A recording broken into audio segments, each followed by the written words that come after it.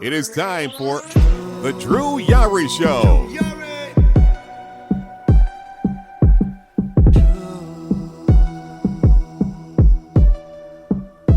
Drew Yari.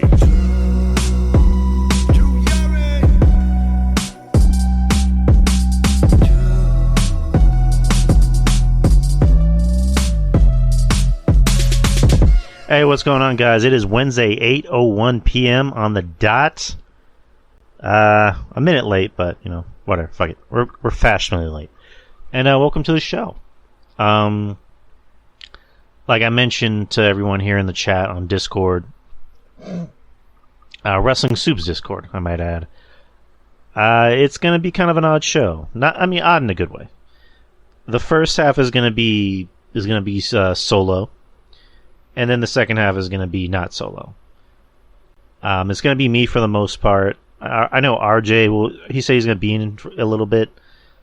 He had to get something to eat, which I totally understand because I was starving after work. And then Monty will be joining us. You guys have heard Monty, right? He says he's going to join around like 9-ish. So we're going to have a 3-man team tonight. Fuck it, we'll do it live. Exactly. So let's see who's here in the voice chat. You got Kyle, Lightning 116, Johnny Utah 45, Maurice Bear, CM Hucking Goof, aka I'm not gonna give away his secret identity, so I'll just keep his secret identity a secret. Albert 08, what's up, guys? Welcome to the show. 116, separate this. So you want me? So it's not Lightning 116, it's Lightning 116. Hey, however you want me to say your name, I'll say it. I don't want to be disrespectful. I want everybody that's listening to this show that's in the chat to feel comfortable and to feel like they're being appreciated. So, whatever you want me to call you, I'll call you it. But how's everybody doing? How's everybody's week been? So last week, I'm going to start out the show with just giving sad news. I'm going to get the sad news out of the way, just so we can talk about the good stuff. So like I was mentioning, the little girl, the cat, Evie, she wasn't doing too well. And then last Thursday, I don't know if I mentioned to you guys, she was actually laying next to me while I was recording, like here on the bed. And there was a point in the show where I had to kind of, well, not stop recording, but I just told RJ just take it over for a bit. I had to help get her out. And that was last Wednesday. The very next day, she passed away. And this is when I was... I had to clear my throat. I'm not crying, by the way. But I was... This is going to sound kind of messed up to say. In a way, I was glad that I wasn't there because she passed away while I was at work. And I remember the very next day, I was getting ready for work and she was crying outside the bathroom. And I was asking her, do you want to get water out of the sink? Because she would always want to come in the bathroom regardless of who was there because she wanted to drink water from the sink.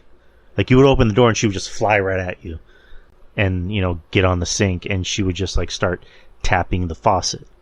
Turn on the faucet, I want to drink. And she couldn't jump, and she could barely walk, and she lost so much weight, she was skinny. Like, you can feel her bones and her rib cage. And I just picked her up. I'm like, do you want water? I had to gingerly pick her up. I couldn't pick her up by her stomach. I had to, grab behind her arms and barely pick her up.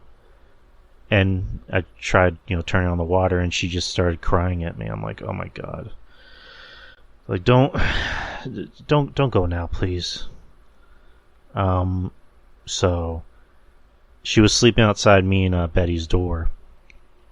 And I was scared because I remember when I was getting up to go get ready for work, I saw her tail under our door. I'm like, oh, for the love of God, please no. And luckily she was still clinging on. Like this cat was fucking tough. Like I say that as a joke. This cat was tough. Tough as nails. Like, cause I remember this is happening on a Saturday. And she passed away on a Thursday, so that's like, what, 6 days? Like, she was tough. She should have, in all actuality, she should have been gone over the weekend. And she lasted 6 days because I made the joke of, like, she was too mean to die. So, and I remember that day when I left for work, I just, I gotta get through this. I just, told her, you're a good cat and I love you. And I just, left for work. Came home, and my sister-in-law, I asked her, where's Evie? And she just shook her head and started crying. And she said she passed away, in the afternoon. And what's symbolic about it was that she was my girlfriend's mom's cat.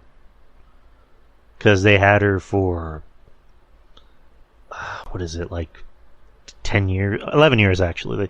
They got her back in 2011 when she was a kitten, and they got her for her mom. That was supposed to be her mom's cat, and she ended up passing away in her mom's old room, which is where we're supposed to be like moving into.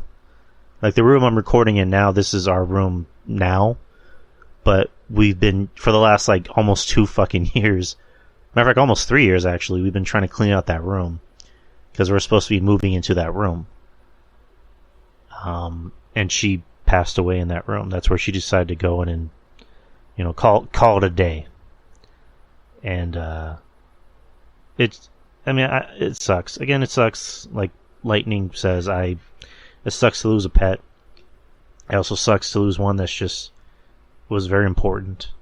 I mean, because she's the grandma to all the cats that we have here. Like all the cats. She's Grandma Evie to everybody, and now she's gone. Now our cat Pepper has to take up the mantle as being the eldest, so Pepper, step up your game. But yeah, man, it's just it's still kind of a sore wound. It still sucks. And it's just, again, we miss her. Lost her. Lightning, I'm sorry. You lost your dog. It just, again, it still sucks losing a pet. It's still a wound that it's not something you're going to get over, but you try to move on with your life because it's, pets are family. It's like I say, I have kids. I'm a fur parent. I have all these cats and these dogs as my kids, and I wouldn't trade them for anything. Even though they drive me nuts, and sometimes I just want to just go crazy. Like I love the shit out of them, and I wouldn't trade them for anything. So, that's the sad news. I'm gonna get the sad news out of the way, just so I'm not letting the chat down. I'm gonna get some more uplifting things like AEW. I'm playing, but yes, AEW, you got Matt Hardy versus Christian in 2022 because, yeah. So, what do we talk about now? Do we talk about SummerSlam? Let's get into SummerSlam real quick. And then when RJ pops in, we'll just, go over it again. Let's see. Come on. Alright,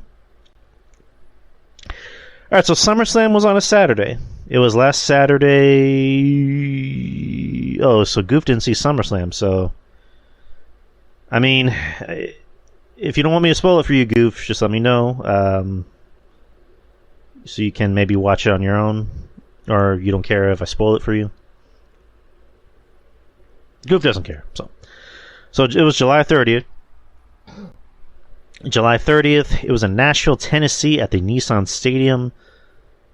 Attendance was 48,449. Not too bad. It apparently broke an attendance record, which is, good. That's always good shit. So, let's see. 8 matches. Let's start with the first one. Yeah, Bianca Belair. SummerSlam in July doesn't feel right to me. Yeah, I get you. I mean, because as long as we've been watching this shit, SummerSlam's always been in August. SummerSlam's in August. Survivor Series in November. Royal Rumble's in January. Hey, what's going on, Eddie? And then WrestleMania is usually like either in like the last week of March or the first week of April. I mean, that's usually how we go by our schedule. It's weird because like this is gonna sound. I don't know if anyone else does this. Maybe I'm the only one that does it. But I rate days or months out of the year by what pay-per-view is in each month. So it's just like, August, that's SummerSlam. Huh? SummerSlam. And then January, it's like, oh fuck, that's gonna be Royal Rumble. It's like May, that used to be Backlash. So, I don't know. It's just how I look at things. But SummerSlam. So the first match of the night was Bianca Belair versus Becky Lynch for the Raw Women's Championship. I like this match. In my opinion, it was the match of the night. Wasn't as good as their Mania match, in my opinion. Just an opinion. But I still liked it because these two work really well together. Bianca is over. I mean, there's no disputing that. She's over. She's over like fucking Rover. And, she can work. She can work. I like, as of late, she's kind of added her NXT persona. Well, with what we knew about Becky after the pay-per-view. We'll get to that. I like that she's kind of added her old NXT persona with her promos. And not just being the happy-go-lucky babyface. Which I hate because I know Bianca's whole thing is that she's happy. That she's happy all the time. She has a nice smile. Regardless of what's happening, she's gonna like start skipping and smiling to the ring. Which, I think we're at the point where we just kind of have to deal with it. But she was great in this. Becky was great. Say what you want about Becky. Becky's Becky. She shows up. They call her Big Time Bex for a reason. One thing I noticed about the match, I guess I understood why, was that it was kind of slow in the beginning. And I was just like, something off about this match. I don't know what. Not that it's bad, but it's just a little slow for my taste. And then it really started to pick up. I'm like, oh, that's how a good match is supposed to be. If you start off hot, you're not going to have anywhere to go. And these two needed to be methodical and build up tension. It's like a movie. It's like watching a really good movie where the beginning is always going to be a slow burn and then it really picks off and ends hot. Just like this match. This match ended hot. Bianca, I think to me, is not only the best woman to do this, but she's, I think, the best wrestler currently in wrestling that knows that really is just really fucking good at finishing a match. Like, she finishes a match strong. Oh, and I saw Monty there for a second. Anyways, she really knows how to finish a match. She really knows how to have people go home happy. Kind of like the match at Mania. It was a good strong ending. Any other match she's done since then, great ending. So, Bianca, if she hasn't already proven herself to everybody else, she's done it by now. And then we get to after the match, where Becky goes up to Bianca and wants to shake her hand. And you're thinking, like, is Becky gonna, pull the same heel shit and, I don't know, smack Becky in the face or do something? No, she shakes her hand and hugs her, which I wouldn't be surprised if that was off script. Like, it wouldn't surprise me if that was a way of Becky, passing the torch. Because Becky was, the over woman for, once upon a time, and now it's Bianca. Bianca is the woman in wrestling. Your local outlaw mode show. Hey, yo. What's up, Anna? So I like that. And then all of a sudden you hear music playing and it's Bayley. Bayley is back. And all of her pockets. I mean, is that a... Okay, I can't tell if that's a Bayley thing or a company thing where they're just really trying to cover her up. Like, and I know Bayley's whole thing is she's not trying to sell sex. Like, she wants to be taken seriously as a wrestler. Which I get that, and Bayley is a great wrestler, and I love Bayley. You know me, I'm a Bayley guy. But it's just like, come on, Bayley, just let loose. Come on. But she looked good. Bayley looked really fucking good. Can't lie.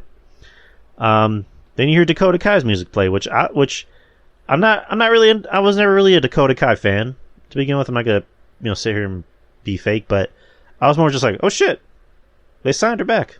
Like, she's back with the company. That's interesting. You love Bayley's ass. Yes, I do. And I am not afraid to say it. Then you hear another theme song play. It's Io Shirai, who's now Io Sky, which that's not too bad of a name. I can live with it. I mean, at least they kind of kept her name close to her old name. Like, at least it's kind of derivative of what her, like, gimmick or, character is supposed to be. Which is, she's the genius of the... Was it the genius of the sky? Or princess of the sky? Or what did they call her? Genius of the sky? Was it me or did Bayley look like a female boss from Metal Gear Solid 3? Ooh. That's a pretty damn good analogy. Shit. Genius of the Sky, there you go. I mean, at least they kept it close to her moniker, so I'll give it that. They didn't, like, give her some like, weird, like, I don't know, like, somewhat racist name. I mean, again, with Triple H, at least if he's going to change names, it's going to be something that's closer to their old name. So that I get. So I'm fine with it. I can live with it. I don't know how you guys feel about it. I can live with it. But, so they're back. Good to see them back. Good to see Io Shirai on the main roster. And they get in the ring to surround Bianca, and then Becky comes in. Like, if you want to mess with her, you gotta mess with me. She doesn't have a Vince name. That makes sense, because Vince would have given her a really stupid-ass name. Or he would have just called her Io. Io or just Shirai. So, he just would have given her a really dumb-ass name. But so they're back, and then Becky comes in and just basically does the big sister thing of, if you're gonna mess with her, you're gonna mess with me. And here I'm thinking in my head, I'm like, so is somebody else coming out? Like, are we getting another return? Are we getting somebody debuting to side with Becky and Bianca? No. And then the three girls leave the ring. So, hey, I'm fine with it. I'm fine with it. I'm glad Bayley's back. I'm happy that Dakota Kai is back. I think she's an interesting addition to whatever this faction's name is. And then, of course, Io. So, I'm happy. I'm very happy. And again, this, in my opinion, this is the match of the night. Next is Logan Paul versus The Miz in a singles match. I want Bayley to be a heel. I'm glad Bayley is a heel. I like bad Bayley. I love it when Bayley acts bad. It makes me happy. Logan Paul versus The Miz. Logan Paul won. So, two things. I got to give credit where credit is due to both opponents. One, The Miz deserves all the credit in the world. He deserves everything as far as like accolades go, because he is such a goddamn good worker. He knows how to get people over. He's a company guy, but he's a guy that he works overtime to put people over. And he did it with Logan Paul. And then going with Logan Paul is just really goddamn good. 2 matches in, I'm like I want to see more of this guy. I want to see this guy work. I want to see him in a feud with fucking with AJ. Put him in a feud with Pat McAfee, and have Logan be the heel. Like, Jesus Christ, can you imagine the promos? I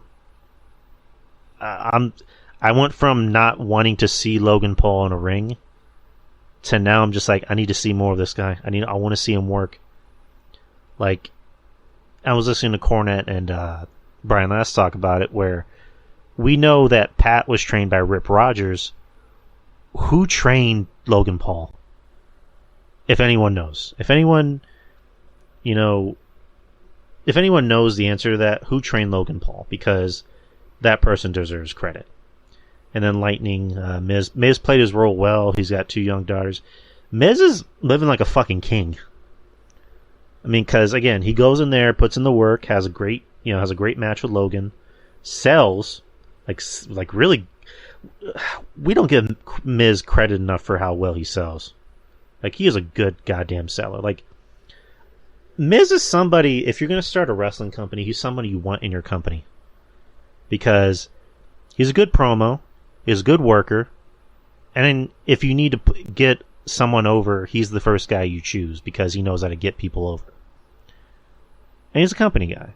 You don't have to worry about him getting in trouble, you don't have to worry about him doing drugs, or beating his wife, or, saying stupid shit online. Like, he's a company guy. Like, and he does his job very well. He'll do what you tell him to do. And, again, he has 2 young daughters, and he has fucking Maurice. He gets to go home to Maurice. Like, he's living like a fucking king. Logan Paul, how in the hell was he better?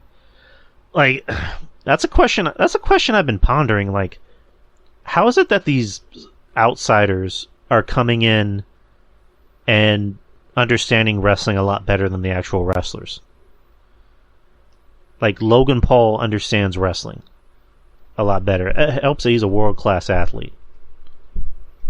And then you got Pat McAfee, who was a kicker for the Indianapolis Colts, comes to WWE because he just wants to, and then buys a fucking ring and has Rip Rogers train him. Like, the same Rip Rogers that helped OVW in training Brock Lesnar, Batista, John Cena, Randy Orton. And it's just, this guy is so goddamn good. And Bad Bunny. We can't forget about Bad Bunny. Like, he had one of the better matches at Mania that year. Because he trained, he put in the work. He didn't just come in and say, I'm going to conduct a paycheck. Which he could have just easily done. And he just had a really goddamn good match. And going back to The Miz was the guy in that match. Like anybody else could have just been like, I'm not putting this fucker over. Like, he's not a wrestler, he's an outsider. I'm not going to put him over. The Miz is like, yeah, I'll put him over. Fuck it, why not? Bad Bunny moved to Florida for a few months to train for the match. Yeah, I can't forget about that. Like, he was on this HBO show with LeBron James, where they're in like a barbershop or whatever. Like, the setting's in a barbershop, and he's talking about training for WrestleMania, training to be a wrestler, and he just said, "Hey, it's hard. Like, it's no picnic. No, not everyone can do it." And I was lucky to have, The Undertaker and Triple H, to watch me and to give me pointers. It's like, Jesus, like, you're training to be a wrestler, and you have Triple H and fucking Undertaker there to give you pointers on what to do and what not to do. Like, that's something. Like, that's pretty nuts right there.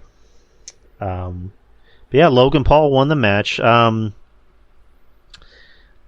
He did a really goddamn good frog splash off the top rope when he put Miz on the table. I thought that was really goddamn impressive.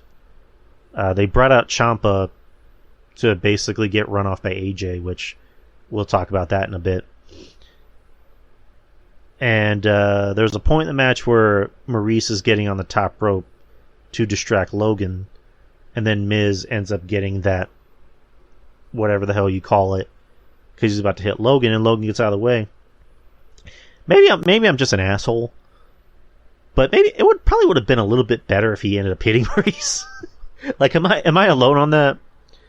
like, I'm not advocating, women be abused in matches, but I'm just saying, like, and it's wrestling. It's also Miz. Miz would have found a way to make it look like it hurt and without actually hurting his wife. But I don't know. I don't know. It probably would have added more to the match if he ended up knocking Maurice down. Oh yeah, Maurice would have bumped. Maurice, she deserves credit too, not just for looking goddamn good in those dresses, like Jesus, but just knowing her character, knowing how to sell, knowing how to bump. And also she's just freaking hot. All right, I think Monty's here. All right, Monty, I'm gonna add you. Come on. Come on.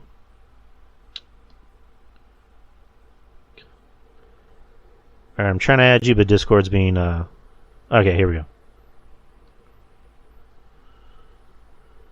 So I sent you an invite, so accept it. Yo.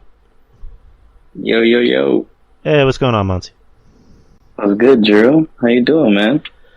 Doing pretty great. I was just reviewing SummerSlam. I was on the second match of the night, so you came just in time.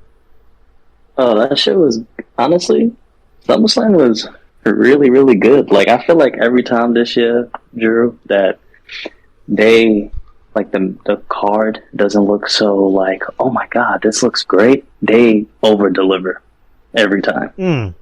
Yeah, exactly. Like, even before SummerSlam, or even before Triple H took over, like the past pay-per-views, especially like after Mania, it'd be like WrestleMania Backlash. It's like, this, I can probably skip this pay-per-view, and then I watch it. I'll watch it. I'm like, that was really goddamn good. like I can't lie, that was really goddamn good. Like I felt like Hell in a Cell they didn't have a lot of matches, but and then Cody Rhodes wrestled with like that torn pec, and he still had a crazy ass match. To me, I'm like, damn, like I didn't expect this pay per view to be that fucking good, and it actually was really good. And same with SummerSlam. Like, I don't like Madcap Moss. Like, I don't really care for like for him and like this Corbin stuff, but wanting to see Corbin get his ass beat, like, that was cool for me, Right, and just going back, that pay per view is just like Cody just added everything to that match, like him with that torn pec. I see that, I'm like, oh, I just yelled out loud on my couch. I'm like, oh damn. But him and Cody, just, they had, in my opinion, I think it was probably the best Hell in a Cell match in years. Like, because they didn't need to overdo it. They didn't need to do too much of the shindy, shit. Like, they had one kendo stick, but it lasted for like 5 seconds, and then they just had a match. And when they added the bull rope, I popped. I'm like, holy shit, like, that's pretty cool. Like, even like Cody puts it on, and then he throws it to Seth, and he's like, put it on, come on, and then Seth puts it on. It was a really goddamn good match. And Seth, not Seth. Well, I give Seth credit too, but Cody just proved like, hey, I'm the real deal. I'm here to stay. And it's weird. I like Cody so much more than AEW Cody. Listen, I'll tell you one thing. I was not a fan of Cody in AEW. Once he started doing those political promos, you turned me off there, buddy. Like, don't do that. Not do that. Are you talking about ending racism, Cody Rhodes? That Cody Rhodes? I think it was, he had a promo, and he was just talking about America hard, the whole promo. And in my head, I'm like, this is just not, you don't do this in wrestling. This has no place in wrestling. I don't want to hear this right now. Like, it was just really bad, and I'm just like, no. And then he was just trying to say, like, oh, like, he was trying to talk about his child, about, like, being, like, so, I don't know, I forgot what it was talking about, but it was just rubbing me the wrong way. I was like, no, this isn't going right. I just didn't like it. But, no, honestly, his presentation in WWE is ridiculous. Like, he probably has the second best entrance, or the best entrance, behind Bobby Lashley. Bobby Lashley has the best presentation out of the whole company over Roman Reigns, way more than Roman Reigns, in my opinion. Like, yeah, that whole way that wrong. You're not wrong. Like at SummerSlam, when he did like his pose, and then they had the fireworks from the stadium go over him. That shit was crazy. It looks so dope. Like, I'm surprised he's United States champion, Drew. Like, what? He didn't fight Roman Reigns yet? Yeah, that's something me and RJ always talked about. Like he at this point he's above the United States Championship because I forgot what was it, Hell in the Cell, where like he beat somebody and the whole crowd was just going apeshit for it. Like they're cheering him, and then he takes. He beat Omos and MVP in a handicap for 2-on-1. Right, and then he takes a random championship belt from the crowd, and then he just starts holding it. I'm like, okay, was that planned or did Bobby just do that? And I think Bobby might have just did it because it's just like, damn, like it looked like put over Bobby, like a babyface Bobby Lashley versus a heel Reigns. Like that's a license to print money right there. That gives me like his first run with the company. I literally bought, I forgot what game it was, Drew. I just bought SmackDown vs. Raw 2007, and he's in that game too. And it's like, damn, he's been in the company for so long, and he's the exact same person. The exact same person.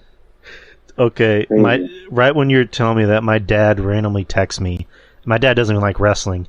He texts me, he goes, "Is it true that Ronda Rousey is suspended, or is there just a stunt?" What's it?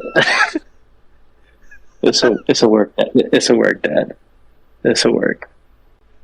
Oh, that's just funny. That's the most random thing my dad. Yeah, going back. Let's go back to some. Let's start from the beginning of SummerSlam. So the first match was Bianca Belair versus Becky Lynch for the Raw Women's Championship. I liked it. I thought it was the best match of the night because these two just work really well together. I mean, their Mania match was really goddamn good. This, in my opinion, this wasn't as good as the Mania match, but I liked it nonetheless. I liked the methodical, slow build to the match, because like I mentioned, if you just start a match off hot, you're not going to have anywhere else to go. And these two women, they're just so freaking good. They know how to carry a match. And Bianca, at this point, I think she's just like in a league of her own. And then Becky is just Becky. Becky knows how to work. She knows how to go out there and have a good match with anyone. And I like the fact that now Becky's a face, because I was on board with the heel turn at first because I thought, oh, she's going to be the man. It's going to be more of an aggressive, heel version of the man. But then she became big time Bex and started dressing weird. I'm like, I'm not digging this because nobody wants to boo Becky. And now she's a face. And then the return of Bayley, of course, Io, and Dakota. But overall, what did you think of the match? Honestly, I thought the match was good. I let my older two watch the event for the first 2 hours because once it hits 9:30, it's like, all right, it's bedtime. You guys gotta go to bed. But they like watching wrestling. They love wrestling. So it's like, you know what? Let's watch Bianca. And they like Bianca. They like Bianca because they like that she's strong. And you know what? That's a good representation. She is strong. I remember one what was it? One SmackDown in the Thunderdome. She carried Otis on her back and walked with him. She's strong. But overall, I thought the match was really good. I think that it sucks that Becky got hurt because if you would have kept her babyface, it would have been perfect. To go against Bayley, Io, and Dakota Kai. I thought that was smart. You start off the show getting off popping like that. You bring back 3 people. Dakota Kai she comes back. Io Shirai or Io Sky. Sorry, I don't even care of the difference. She's on the main roster and she's gonna be used. I don't know. I think it's gonna be fun. I think it's just gonna be more. I was talking to Courtney earlier, and I was saying that it's gonna make. I feel like Triple H is gonna try to give us that mid-2000 wrestling vibes. I really do feel like it. Mm-hmm.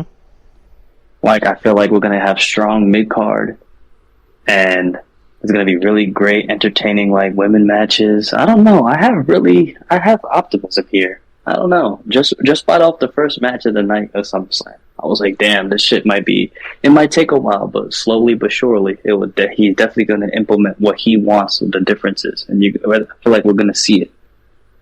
Yeah, like I'm the same way because so far I'm digging the Triple H era because the past 2 Raws have been really good.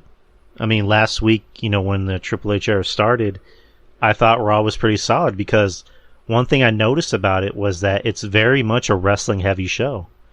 I mean, yeah, they'll have their monologues and vignettes and every now and then, but it's just like it doesn't seem like let's talk for 25 minutes and then let's have like a 5-minute match that ends in disqualification. Like, no, it's like we're going to do our promos, we're going to have matches that actually mean something, and also no stupid 24/7 segments.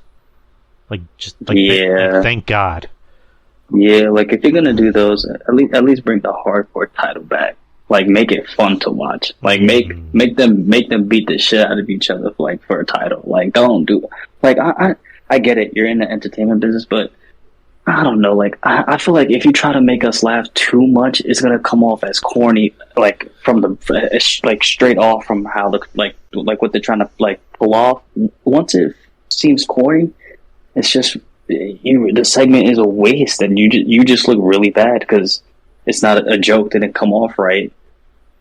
Like it came off bad, and if it does come off right, you got shit like The Miz talking about his balls for a month. You know what I mean? Like that's the that's like the I don't know. Like, remember when Nia Jax said her butthole, and then it went on for like a month or two? Like, they run shit too much till it's dry. It's like mainstream music, Drew. Like, once a song gets popular, they run that shit to the ground.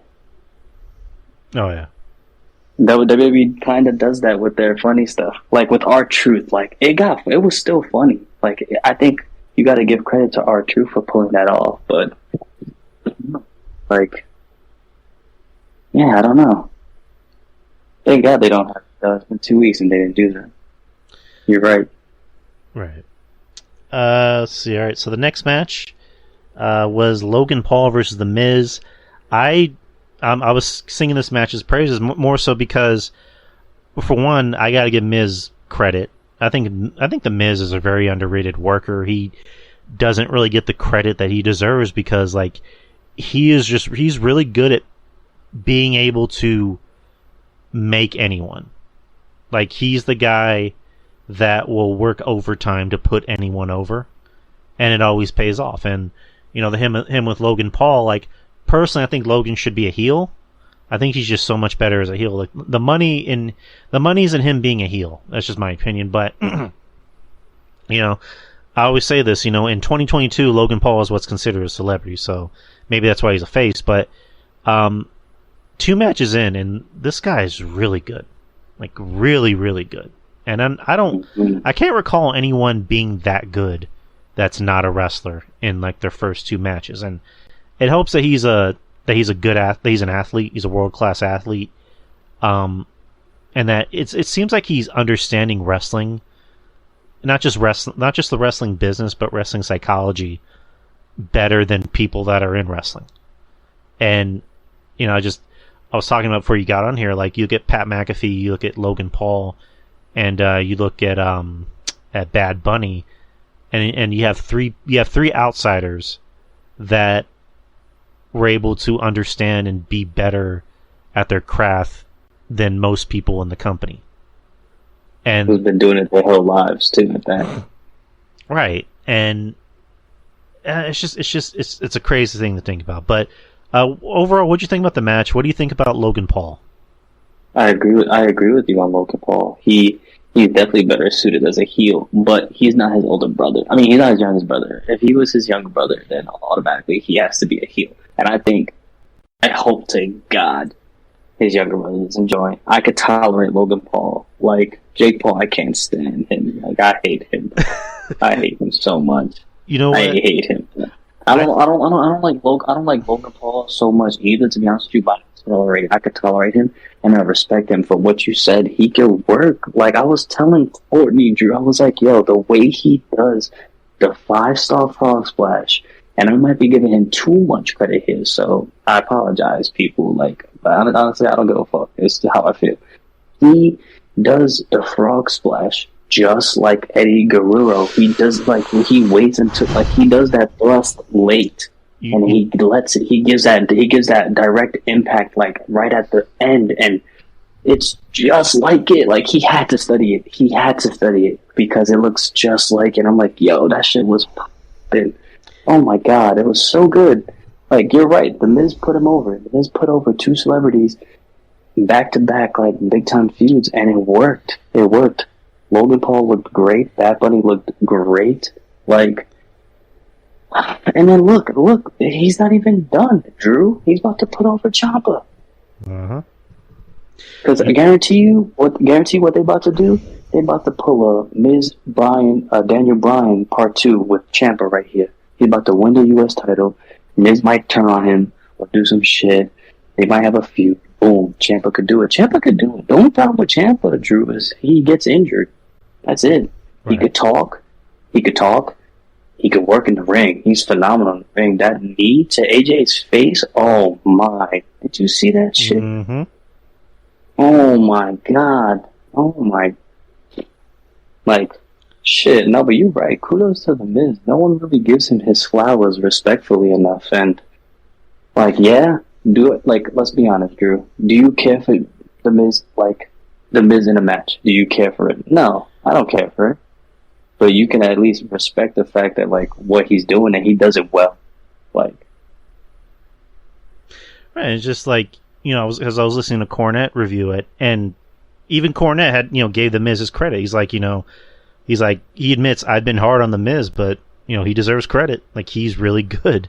He did the smart thing in this match. And going back to what you said about Logan, it's funny you say that about the frog splash, because I remember, at Mania, when there was that spot where he does the Three Amigos to, I think it was either Ray or Dominic. It was Ray. It was Ray. Okay, and then he gets on the top rope and does the shimmy. I went, fuck you! I just yelled, fuck you! And I just was thinking in my head, that was good. That frog splash was really goddamn good. And I forgot one of my friends was like, I can't hate on him. That was actually really good. That was smart. And just the fact that he's smiling, doing the shimmy, and then he does a frog splash almost as good as Eddie. And I'm just oh, that hurt to admit that, but yeah, he does a frog splash almost as good as Eddie, maybe even better than Eddie.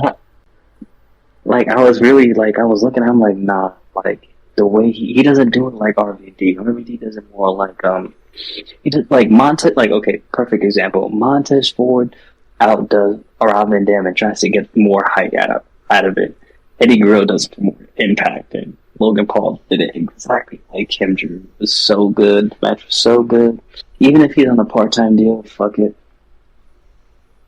Well, he says multi-year deal. So he might consider doing full-time. I mean, yeah, at this point, why not? I mean, because they need stars. And like I mentioned, in the year 2022, Logan Paul is considered a celebrity. Yeah, so, that's crazy. But, yeah, good match. Again, good way to start off the show with two good matches. And Logan's over. The fans love him. I agree. Next match is Bobby Lashley defending the United States title against Theory. Lashley wins by submission. This was kind of a squash match if you look at it, because the match was only 4 minutes and 45 seconds. I don't really give a fuck about Austin Theory. All right. Oh, here's RJ. RJ's here. Let me get RJ in.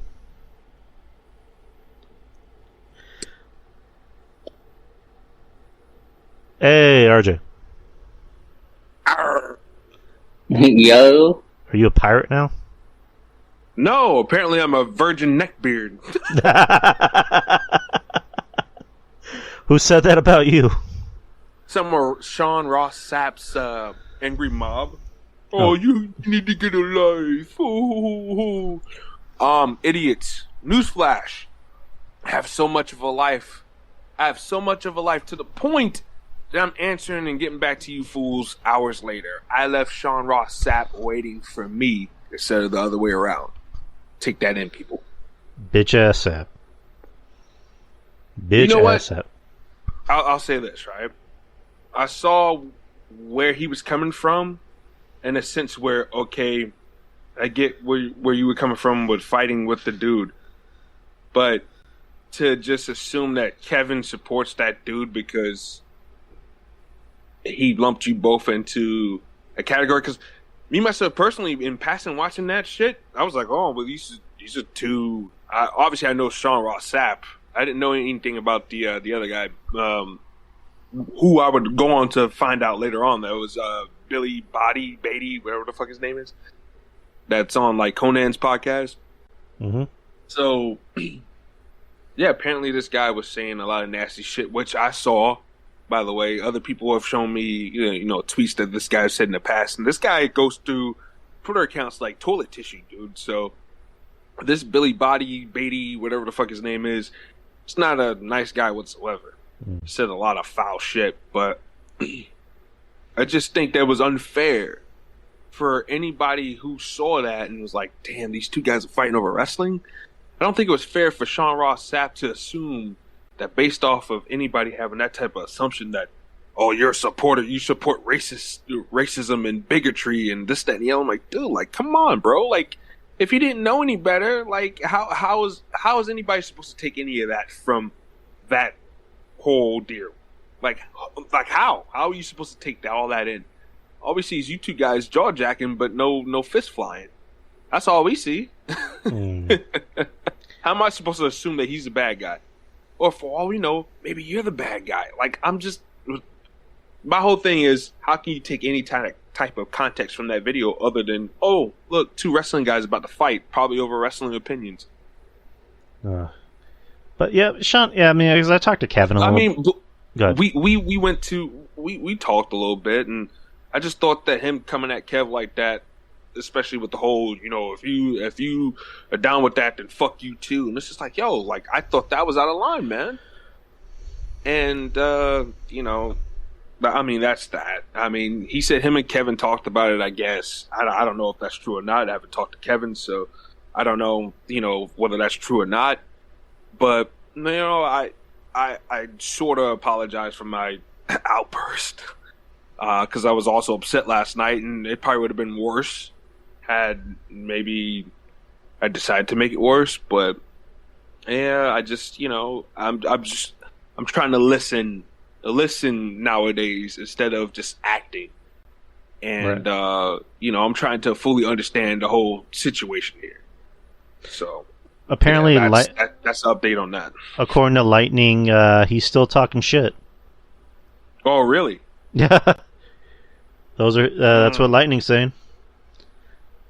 So I don't know. It's just like the whole Sean Ross Sapp thing. It's just like I've only really known really about him through other people, and the impression that I get is that he's one of those white knights on social media type people. He's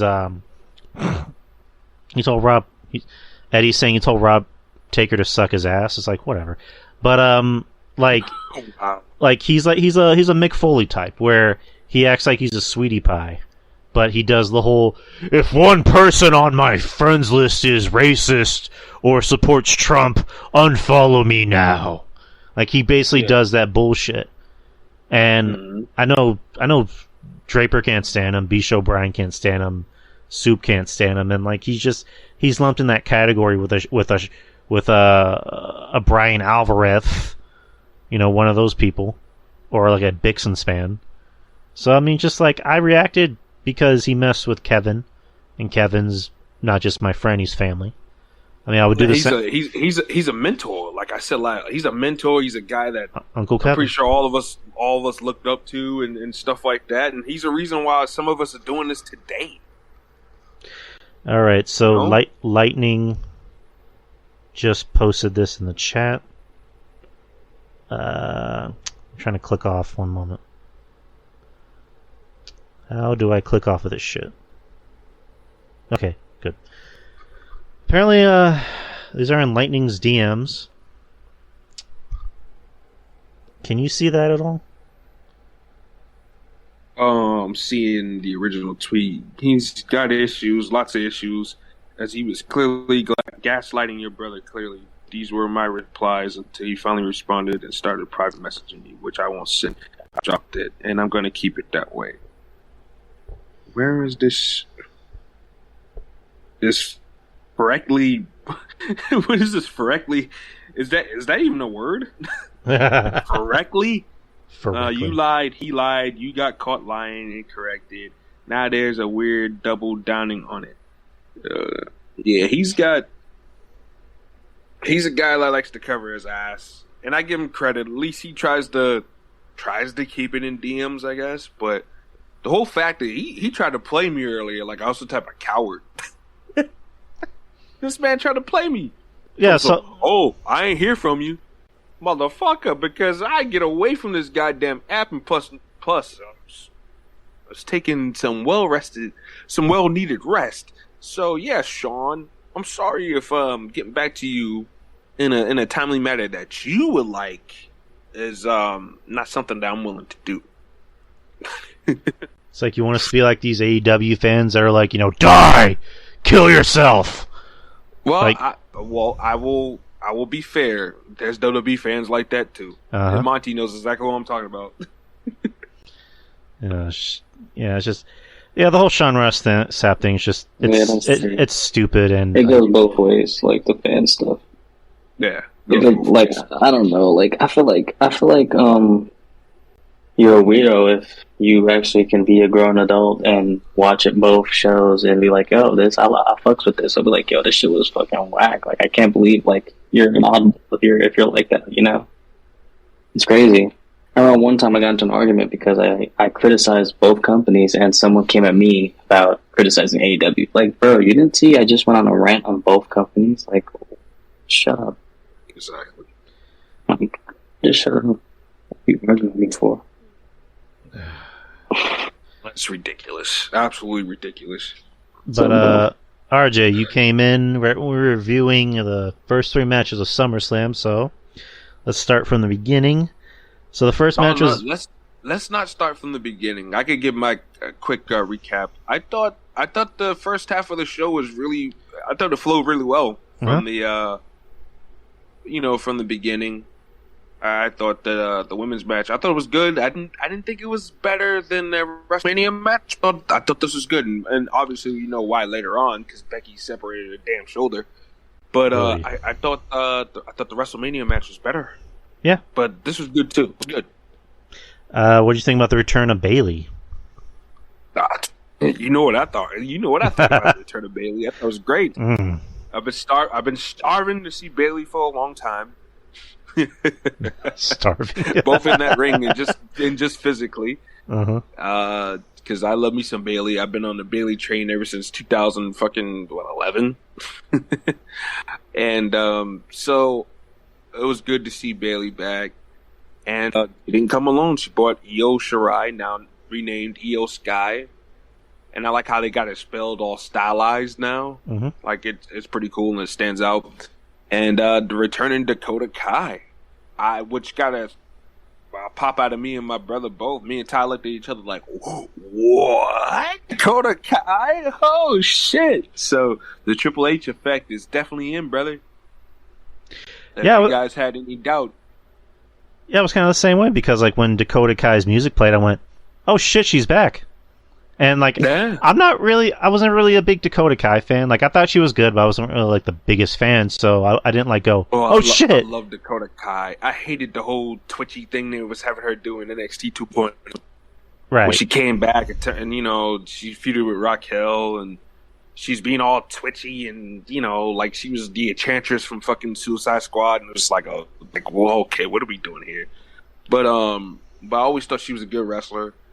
And I like Dakota Kai. She's cute, and the mic skills are all right, but they're not the best. But, I mean, that's cool. I mean, that's why you got Bayley there. And I like this trio. I think this trio could be good because you got Bayley who can talk, you got Io who can work, and you got Dakota that can work too. So, I mean, you got a good mix there of workers and people that can actually do something. You know how many girls look like Dakota Kai with the whole crazy, you know, dyed colored hair and this, that, and the other. I mean, they're relatable. They could be relatable to a lot of girls. Right. And believe you me, there are girls that dress like those three, the way they've been dressing the last couple of days. There are girls that literally dress like that. Trust me, I hang out with them. So this group could be like the new Riot Squad, but hopefully it'll actually like be successful. Yeah, better. So what'd you think about the next match, Logan Paul versus Miz? I thought it was good. I thought Paul, look, I'm not one of these guys that bash people based off of their previous mistakes, Ali, the whole with the Suicide Force stuff. Like, I wasn't deep into that. Like, cause I didn't see that stuff. I heard about it and I heard how terrible it was, but I'm in the strong belief that people can grow and that people can learn from their mistakes and move on.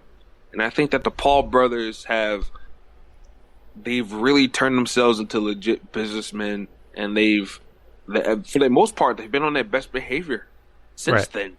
They haven't done anything wild and out of control since then. I think it's a thing of, okay, you're doing things for clout, but you can grow. You can learn from this. Look, I wasn't exactly a saint when I was around their age either, but I had to learn and grow. I'll go back and see some of my tweets from like 10 years ago.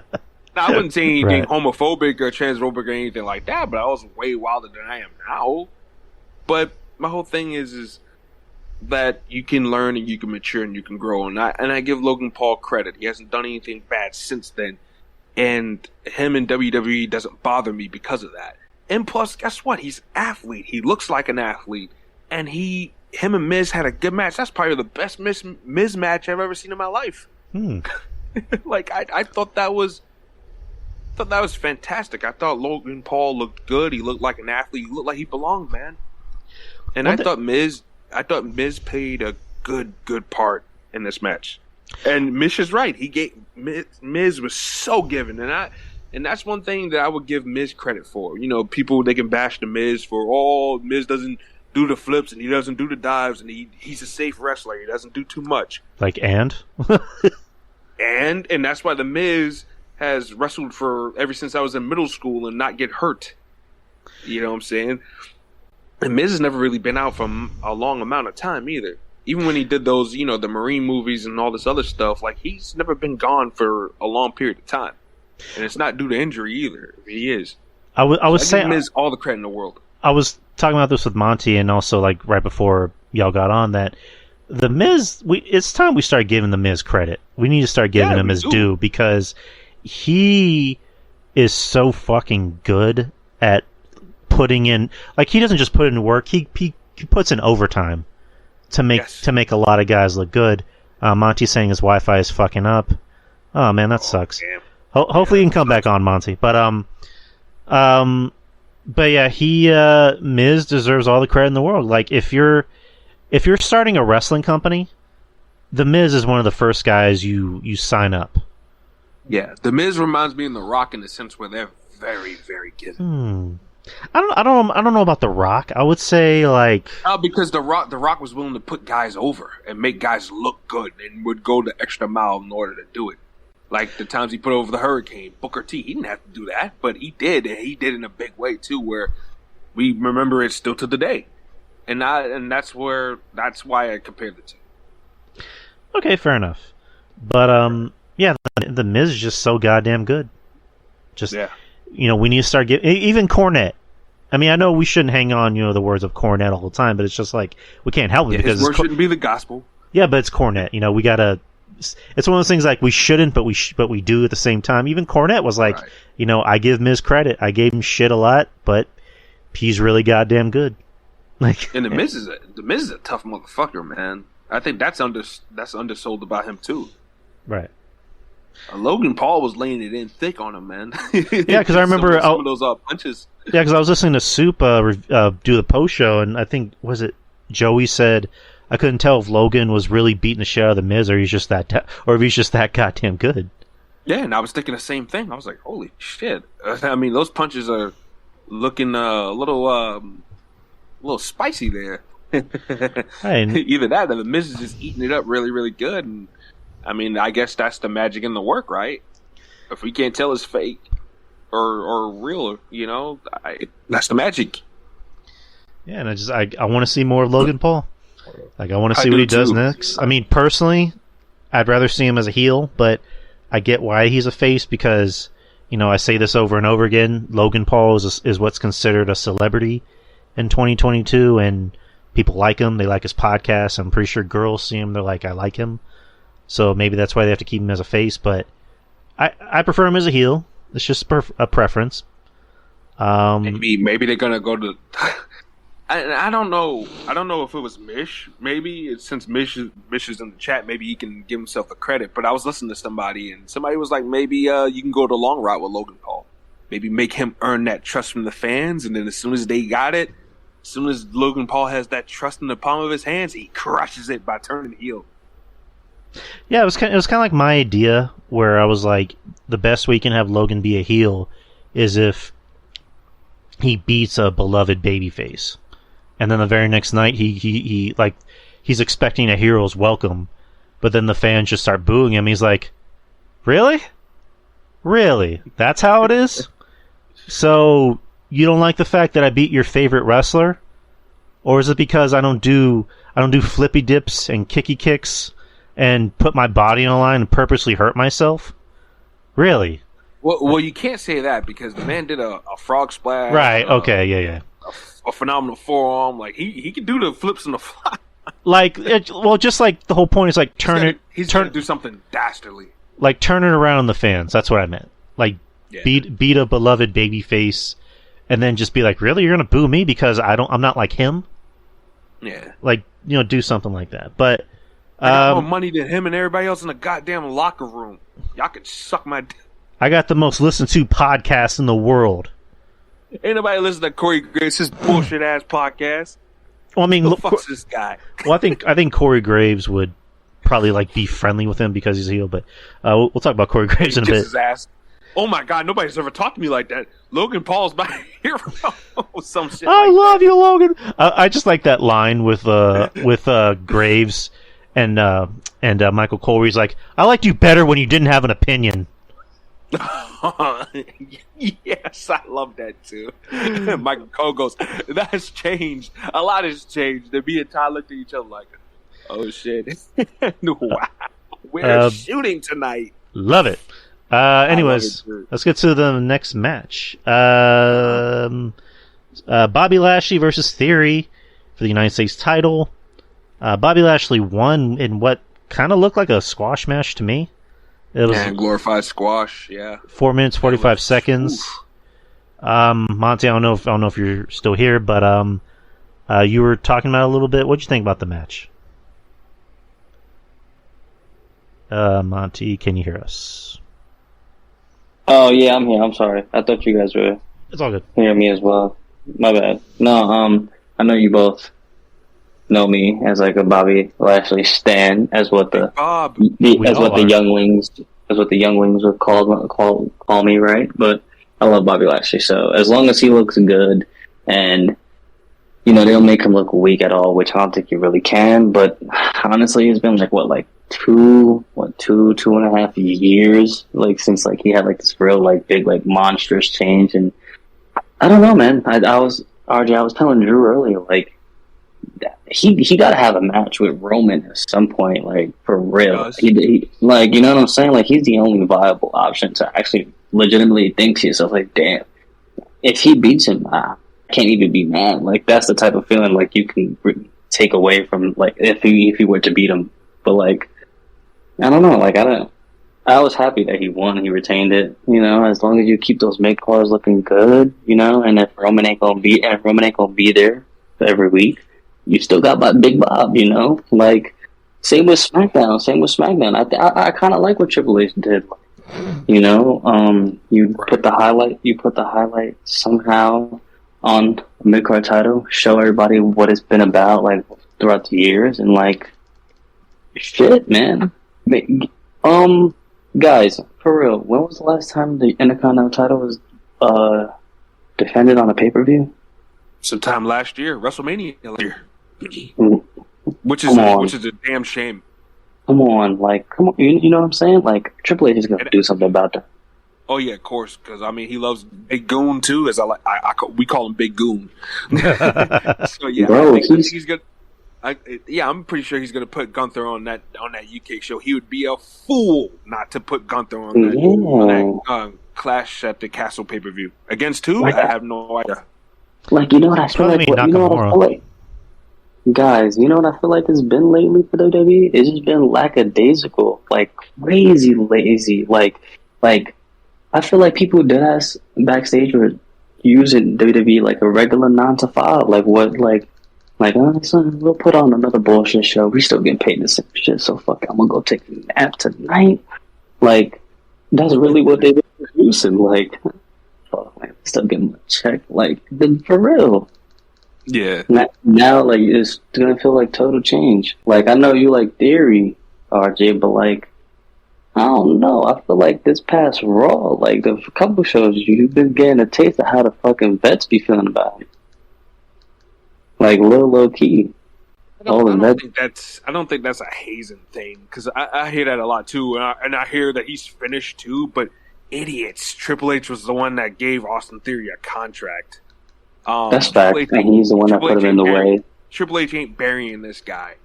I think a lot of people forget that. A lot of people are obsessed with the fact that, he was Vince McMahon's protege. That they also forget that Triple H and Paul Heyman and Gabe Sapolsky all gave this kid a contract.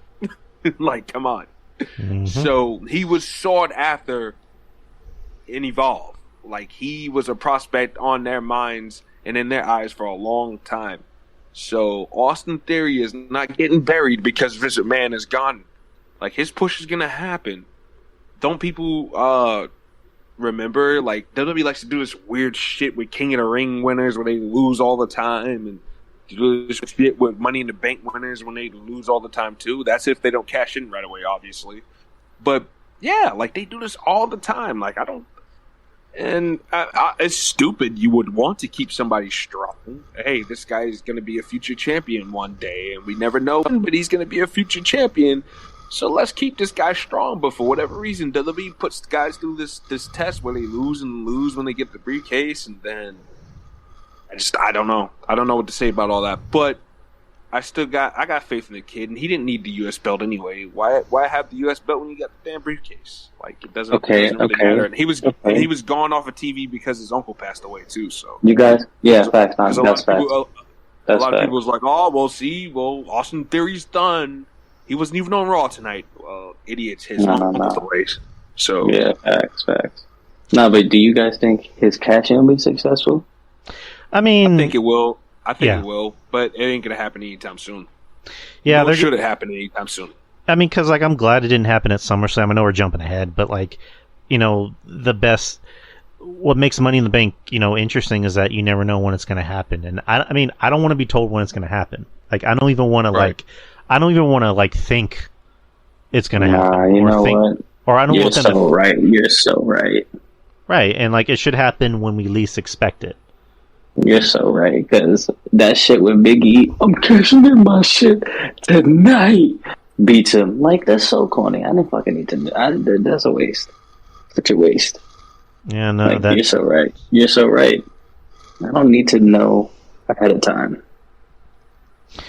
All right. So, and, with Lashley winning, it's just like, we all agree, it's just like Lashley's above that title. Lashley...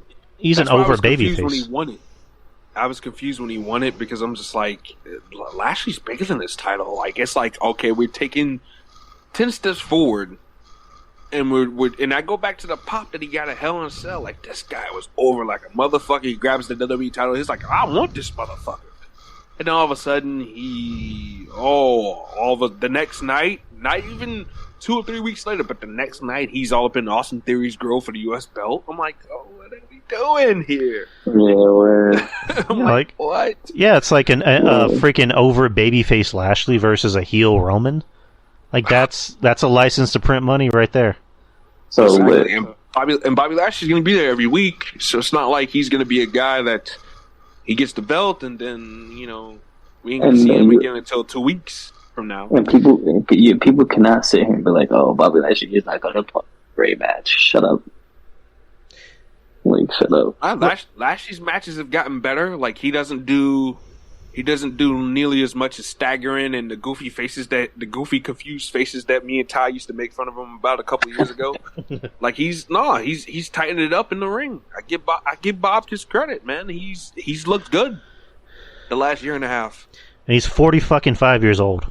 Like, Jesus. Crazy. What I would give to look like that at 45 years old. Holy shit, man. All right. He looks great. He's a phenomenal athlete. I mean, his talking still kind of makes me laugh, but other than that, Bobby Lashley's a badass motherfucker, man. And he's phenomenal. When he does like the angry, promo, it works. But when he tries to be, I'm Bobby Lashley, and I want to fight that son of a bitch, Roman Reigns. Like when he tries to do that, I'm like, okay, Bobby, just stop talking, please. Like, yeah. And.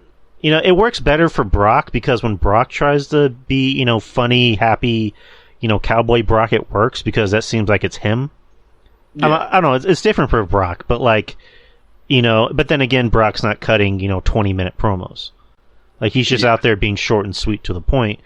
Which, and by the way, I think those days are over. By the way, what do you mean? If Monday night was an inkling of anything, those 20-minute promos where everybody has to go out there and recite words for 20 minutes, those days are like it's over. Hey, because I was telling Monty that we were talking about Raw lately. Like the past two Raws since Triple H has been in charge they've been pretty solid Raws. Like I can actually get through a Raw without wanting to get up and use the restroom or do anything else. Like I actually want to watch Raw. Like I'm invested in because like from what I heard, Triple H is, especially in matches, he's allowing people to, instead of rehearsing matches, he just says, call it in the ring. Like Sheamus and Drew's match on SmackDown. Those two should be able to call a match in the ring. Yeah, he apparently told him, just go call in the ring. The only thing you have to worry about is the finish. And that's why that match was so goddamn good. Yeah, and like I said, with those two guys, I mean, their rivalry goes way back to when they were young guys in the Indies in the UK. Like Sheamus and McIntyre have such a history. If they can't put on a good match and try to figure out the goddamn finish to make one another look good, then they got a problem. But nah, and you're right, that match was good. It was really good. And Sheamus and Drew, we got to give those two guys credit too. Like Sheamus and Drew put on a fucking great match, and my only thing is that it should have been for a title. Those two guys, to me, got the shaft when they keep their feud. It should have been on SummerSlam. It should have been on SummerSlam. That would have been a way to make that number one contendership mean a little bit more. Like I agree with that. That should have opened the show. I mean, not taking anything away from Bianca and Becky, but imagine that opens the show, and then the world title match closes the show, and then the winner comes out and confronts Roman. Like storytelling 101. But I'm digging it. I'm digging it. I'm digging Triple H's run. We're gonna go back and forth. We're not gonna cover everything, from beginning to end. But with Raw, I liked Raw last week. I liked Raw this week. Just good matches, good wrestling. Like things made sense, and also, I mean, because like I said, with Triple H in charge, you're watching Raw, and it just seems different. It has a different vibe, and it seems like a very wrestling-heavy show, where you still have the vignettes, you still have the promos, but the best part is you're not seeing any of these sports entertainment type of bad comedy. The past 2 weeks, there's been no 24/7 stuff, no R-Truth, no Tamina, and it's just this is the kind of Raw I like. This is the kind of wrestling I want to see. Yeah. Yes, that's that's perfect mid-2000s wrestling. You can get away with that nowadays. People actually want to be wowed a little bit. And WWE can do it. They have, I don't know, how to start off Raw. They did that. And yeah, you talking about the U.S. title. Perfect. Show everybody how prestigious the title once was, and the current title holder now. And you hold a little mini tournament within the whole Raw. It's perfect. It makes perfect sense. It was great. if you do that with SmackDown, try to have at least one. What do you say? Have like one tournament like match, I guess.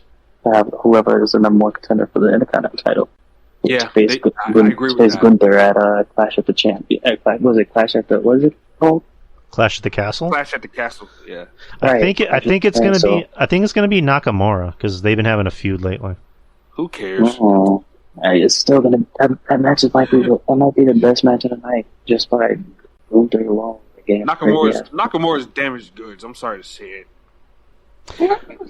But do you? Like, and I don't want to sound like I'm being a Triple H like dick rider, but like you think with Triple H in charge, Nakamura might have more of like a rejuvenation.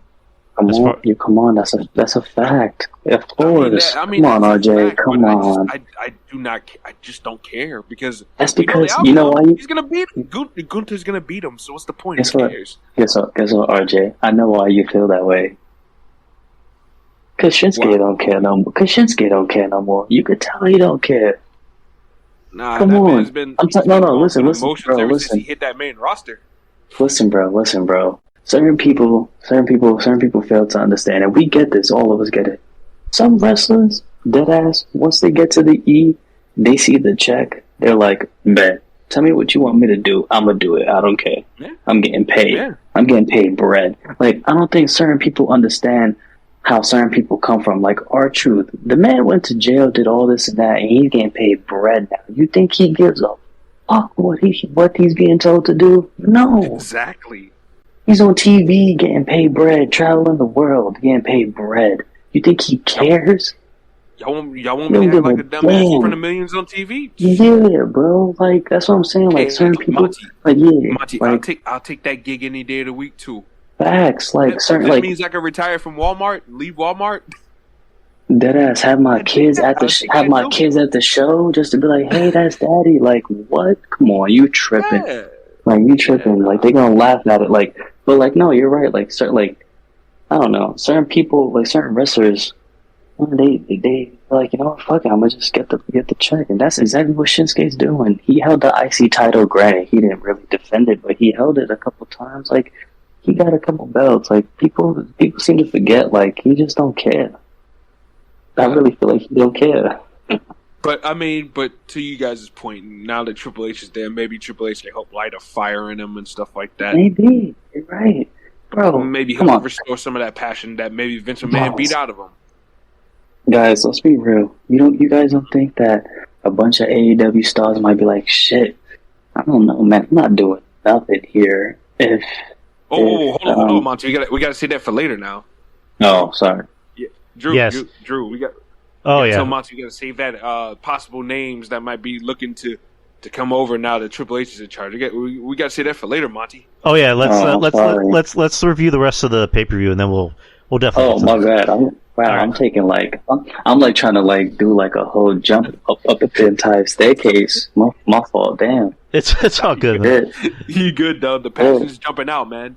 All right, next match. No disqualification tag match. The Mysterios versus Judgment Day. It was nothing. This match was nothing. It was just Edge is coming. How is he coming? Is he coming with anybody else? You mean pretty much what the. You mean cool dad Edge that listens to Metallica while he drives his kids to school in his Ford Explorer Edge? Who, like Mitch said, new metal Edge. Ooh yeah, Edge. Yeah. You kids don't know nothing. Who's Kid Cudi? This is real music. I'm shocked he didn't pull out the Rob Zombie theme.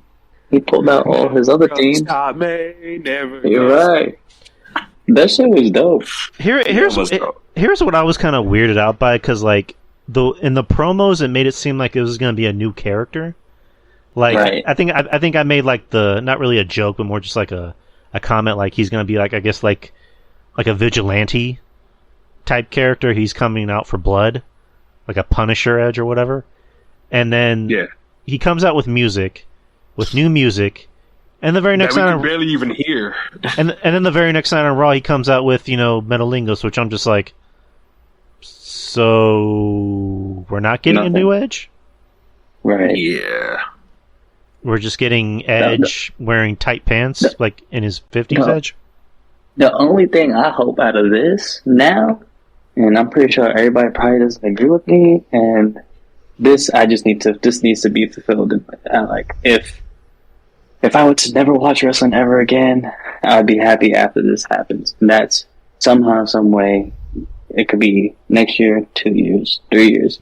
Finn Balor gets a nice, well-deserved world title run. That's all I care about. Like, it won't happen now at all. It won't. He's probably going to be able to get more creative freedom with like his demon persona, and that'll probably really get people to watch the Judgment Day. I hope. Like, give him free range. Like, at this point, let them do whatever they want to do. Like, literally, give them free range. But yeah. I need to see Finn Balor, man. That Universal title reign is so opiate. It gets me so mad because, like, I feel like that whole run, like in NXT to WWE, like that whole one night he had was perfect, and he got injured. Honestly, let's be real, guys. He's never been the same since then. And Vince never was like Vince. He was never gonna get that shit under Vince. Maybe now it's different.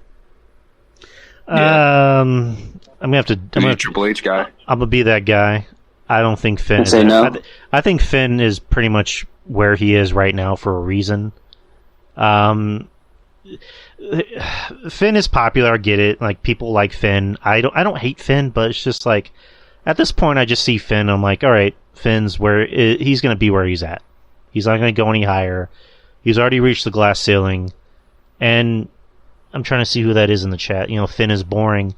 I agree. Like, Finn is kind of like think so? Finn, you really think he's boring like that? Finn is kind of like Nakamura at this point. He's at this point where he's just like, I just want to get paid. You know, pin me, pay me. You know what? You're right. See, I totally overlooked it. I'm giving him expectation. He's like, no, Chris, no, Monty. Like, you ain't getting that shit from me, bro. I'm done. And I think certain people know what it is. Certain people know what it is, and certain people know what it isn't.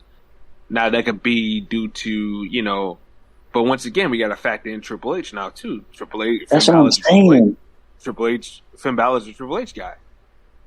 Things might be different. Like, his rejuvenation, his passion might be reignited by the presence of Finn, you do this, that, or the other. So, yeah, I mean, he's a guy that falls in line with that too. And we saw what happened with Ciampa. Ciampa looked like you know, went from being a poor man's B team member to, you know, number one contender for the U.S. belt. Like, right. In one night. So, and be AJ Styles in the process. Come on. Yeah. So, I mean, it's a thing where, okay, we have to see where Triple H is going to go with this. I hope he doesn't go too indie where he starts pushing all these guys and not put, like, I just hope that everybody can get a chance to shine instead of, oh, well, that's the NXT original, so he's getting a push. That's the NXT original, so he's going to get a push. Facts. You're right. But just mix it up. Just give everybody a chance to show what they can do, showcase them. And let's see what we can do. Right, and also, you know, Mish is in the chat room. He's saying, you know, he said two things. He said, I love that Triple H was able to talk his soul back into him. And, you know, he said he did it for Bianca, so it's possible. Yeah, I mean, he's right. I mean, anything's possible. Because, you know, Bianca, there was a point where she was kind of getting a little boring, where she kept doing the, you know, like doing that in every promo. And then she started doing no. And then she says that way too much every week. She says the same shit. I'm like, bro, you need to stop. This is not good. Like, that's how girls talk down south. No. I'm not talking about the shit. I don't care about the shit. No. I'm talking about the whole popping of the tongue like this. No. I'm the bestest, fastest, strongest. Like, you say that shit every week. Okay, I got it. I heard it already. Catchphrase though. You gonna say that shit every week? I don't need to fucking hear it every. I don't know. Maybe I'm asking too much. But like, when it comes to in terms of promo, you that's all you got is your catchphrase at home. Like, yeah, I mean, I'm with it too. Like, to me, honestly, I would like for Bianca to be a heel because a woman that yoked and a woman that full of herself should be a heel. You know, I don't think she'll ever be a heel because from what I heard, they I mean obviously they love her up there, and I think she's like the new Cena, and in ways like more because like little girls love her, kids love her, and That's true. she's someone that you can put on Good Morning America and send to like schools. So I don't think she'll be. I mean, she can be an edgy babyface, like I just mentioned. Like when she stopped doing the shit, she started doing more of the NXT Bianca, which was really fucking good. So I don't think she'll be a heel. I mean, I'm just waiting for that matchup of her and Rhea. Rhea as the hot heel, and her as the white meat babyface. Like I want to see that. I'm gonna need both of them to wear shorts for that encounter. You're annoying. Rhea, God. You're annoying. The following match is brought to you by RJ's Fantasies. Like that would just, and all of a sudden you just hear a soundbite of RJ going, "Arr!" Oh man. Anyways, next match. Him and Cross were amazing, man. Those are underrated matches. Those are underrated matches. Great matches. Great matches. I was just watching the clip the other day when they had the tag match against I think it was the bald guys from Buffy the Vampire Slayer, and and one of them accidentally knocked Finn into Scarlet, and Cross went crazy on him. And Cross grabbed Finn Balor and bashed his head over and over again to the plexiglass at the Performance Center. I thought that was great. I was like, God damn, Cross, I'm killing him. You want to know something else that Cross mentioned? And I don't think you and me talked about this. So, do you remember? You remember the promo with him and Adam Cole, where Cole apparently put him in his place? Went off on him. So, Cross was talking about that promo. That in the promo, Cross was supposed to say a lot more, but then Adam Cole, from the way it sounded, it made it sound like Adam Cole won the business for himself and just took over the promo. And didn't allow Cross to get anything in. Yeah, of course Adam Cole did. And you want to know why? Why? Because Mama Triple H got shunned out of the limelight quick. He's got Daddy Triple H and Mama Michaels in his corner. So yeah, of course he went into business for himself. You know who his idols are? And then he threw a water bottle that almost hit Scarlett. Nah, he would have got his ass whooped for that. Y'all know I love Adam Cole. Adam Cole's one of my favorite wrestlers. I'm not saying that Adam Cole's the biggest and the best wrestler in the world, but Adam Cole's he's one of my favorites. Okay, Anna, he's the male Alexa. Oh, please. Get out. That was funny. Alexa Bliss she wish she had Adam Cole's wrestling skill. But then again, to be fair, Alexa Bliss don't need Adam Cole's wrestling skill. Yeah, that's all she needs. She's cute. Throw her little booty around and everybody's melting, except for me, because I see girls like that all the time in Myrtle Beach. So I mean, that doesn't really tickle my fancy. That doesn't get me hyped up. But, Mish, he's the female Dana Brooke. Oh God, damn. God, that's bad. Oh, damn, Mish. Adam Cole, you need to go in. Well, then again, damn, and this is me shitting on Adam Cole. Adam Cole wish he had Dana Brooke's muscle mass. She's got more muscles than he do. Do you ever think? Do you ever think Britt thinks about honestly, somebody? aside from what he did today, he hasn't done anything memorable since he left. No, nope. But you know what though? I really do blame. Honestly, I just don't like the lack of consistency when he rotates his roster. He doesn't use certain people enough, and he doesn't use. I don't know. He needs people to write for him. Most people, because I don't know. He just lacks just certain knowledge of how to fucking book. I feel like sometimes I personally can book a better Dynamite given the talent he has. Like, legit. This team is full of. They used to give Vince. It gets me so mad. Like the amount of talent he has, bro. Like, yeah, I can write a better show for you than you write a show for your own show. Well, I mean, shit, I did it for E-Feds, and I still do it for E-Feds. I've been doing it for 2 years now, and I can book a better show than Tony Khan. Gets me so mad, like gets me so mad. You have all these people. CCW Explosion and CCW Fatality people. Like, Write those shows every week. Like, give me, like, I didn't watch the match. I didn't watch the match tonight, guys. Like, I grew tired of it. Like, I was growing tired after, like, the only thing I liked was that Undisputed Elite, they turned on the Young Bucks. That was cool. Finally they did it. But, Chris Jericho was in a match, right, to fight for the AEW title. You got all these people, bro. All these people. And Chris Jericho's in the match. Come on, bro. Is it me or is Chris Jericho? Is it me or is Chris Jericho gaining weight again? I don't know, Drew. I don't know, but it just frustrates me. Like, it frustrates me because, like, it's not like you don't have the people. You do. Like, all the people on your roster, Drew. All the people on your roster, right? You run AEW. All the people, all those people. You telling me you're gonna be like, yeah, I want Matt Hardy versus Christian Cage. Why? Because it's original. It's not WWE, Monty. This is AEW. No, like, it gets me so mad because, like, it's like WWE Light to me. It's not like a 3-hour runtime. You have 2 hours. Use your time wisely. This match does not deserve TV.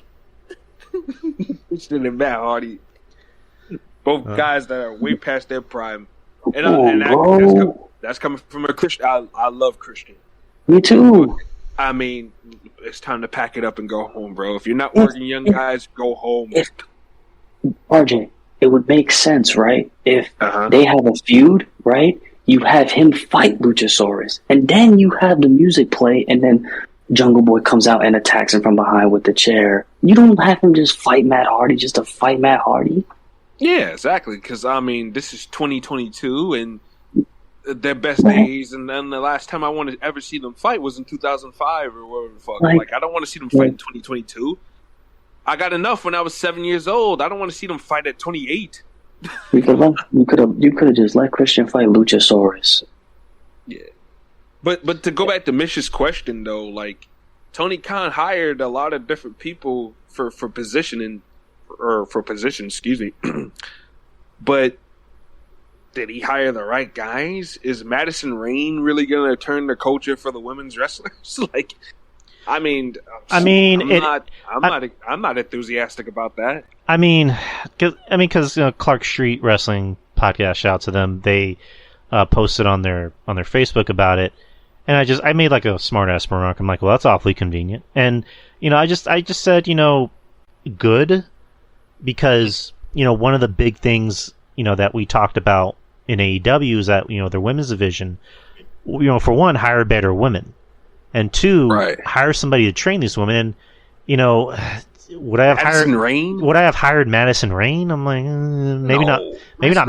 Bad. Maybe not Madison Rayne. I mean, fuck it. Like, is Mischief out there still? Like, does anybody know where Mischief has been? Melina. Or guess what? Hire Melina. Fuck. Lufisto. Lufisto. You got all these good women out here. Like women. I'm pretty sure that a lot of those girls in that roster probably look up to on the indies and stuff like that. Because let's be honest, they got nothing but indie girls over there, and for the most part. And I mean, I'm pretty sure a lot of them will look up to Mischief and Lufisto. That's why I mentioned both of them. Mercedes Martinez. Hired Mercedes Martinez. Why not have her be a player coach? I mean, why the fuck not? Is it really that hard? Where's Cheerleader Melissa been the last couple of years? I haven't seen her since the last season of Lucha Underground. Booker of the Year, people. And maybe she could teach a lot of the guys how to work out back there, too, because Cheerleader Melissa, that lady was ripped to shreds, man. Holy shit. I was like, man, this woman's in better shape than the guys. crazy, but yeah, Sarah Stock too. Mickey All right. James, why not? Be a consultant, something. What's your excuse? That's what I'm saying. Tony Khan has fumbled the bag on this whole Forbidden Door stuff, especially when it came to Impact. He should have used that partnership a whole lot more wisely than he did, honestly, in my opinion. You mean you tell me you couldn't have Deanna Purrazzo over to help wrestle some of these girls, especially some of the greener ones, because he's got a lot of green girls that he's hiring. I forgot that Penelope Ford was still in AEW.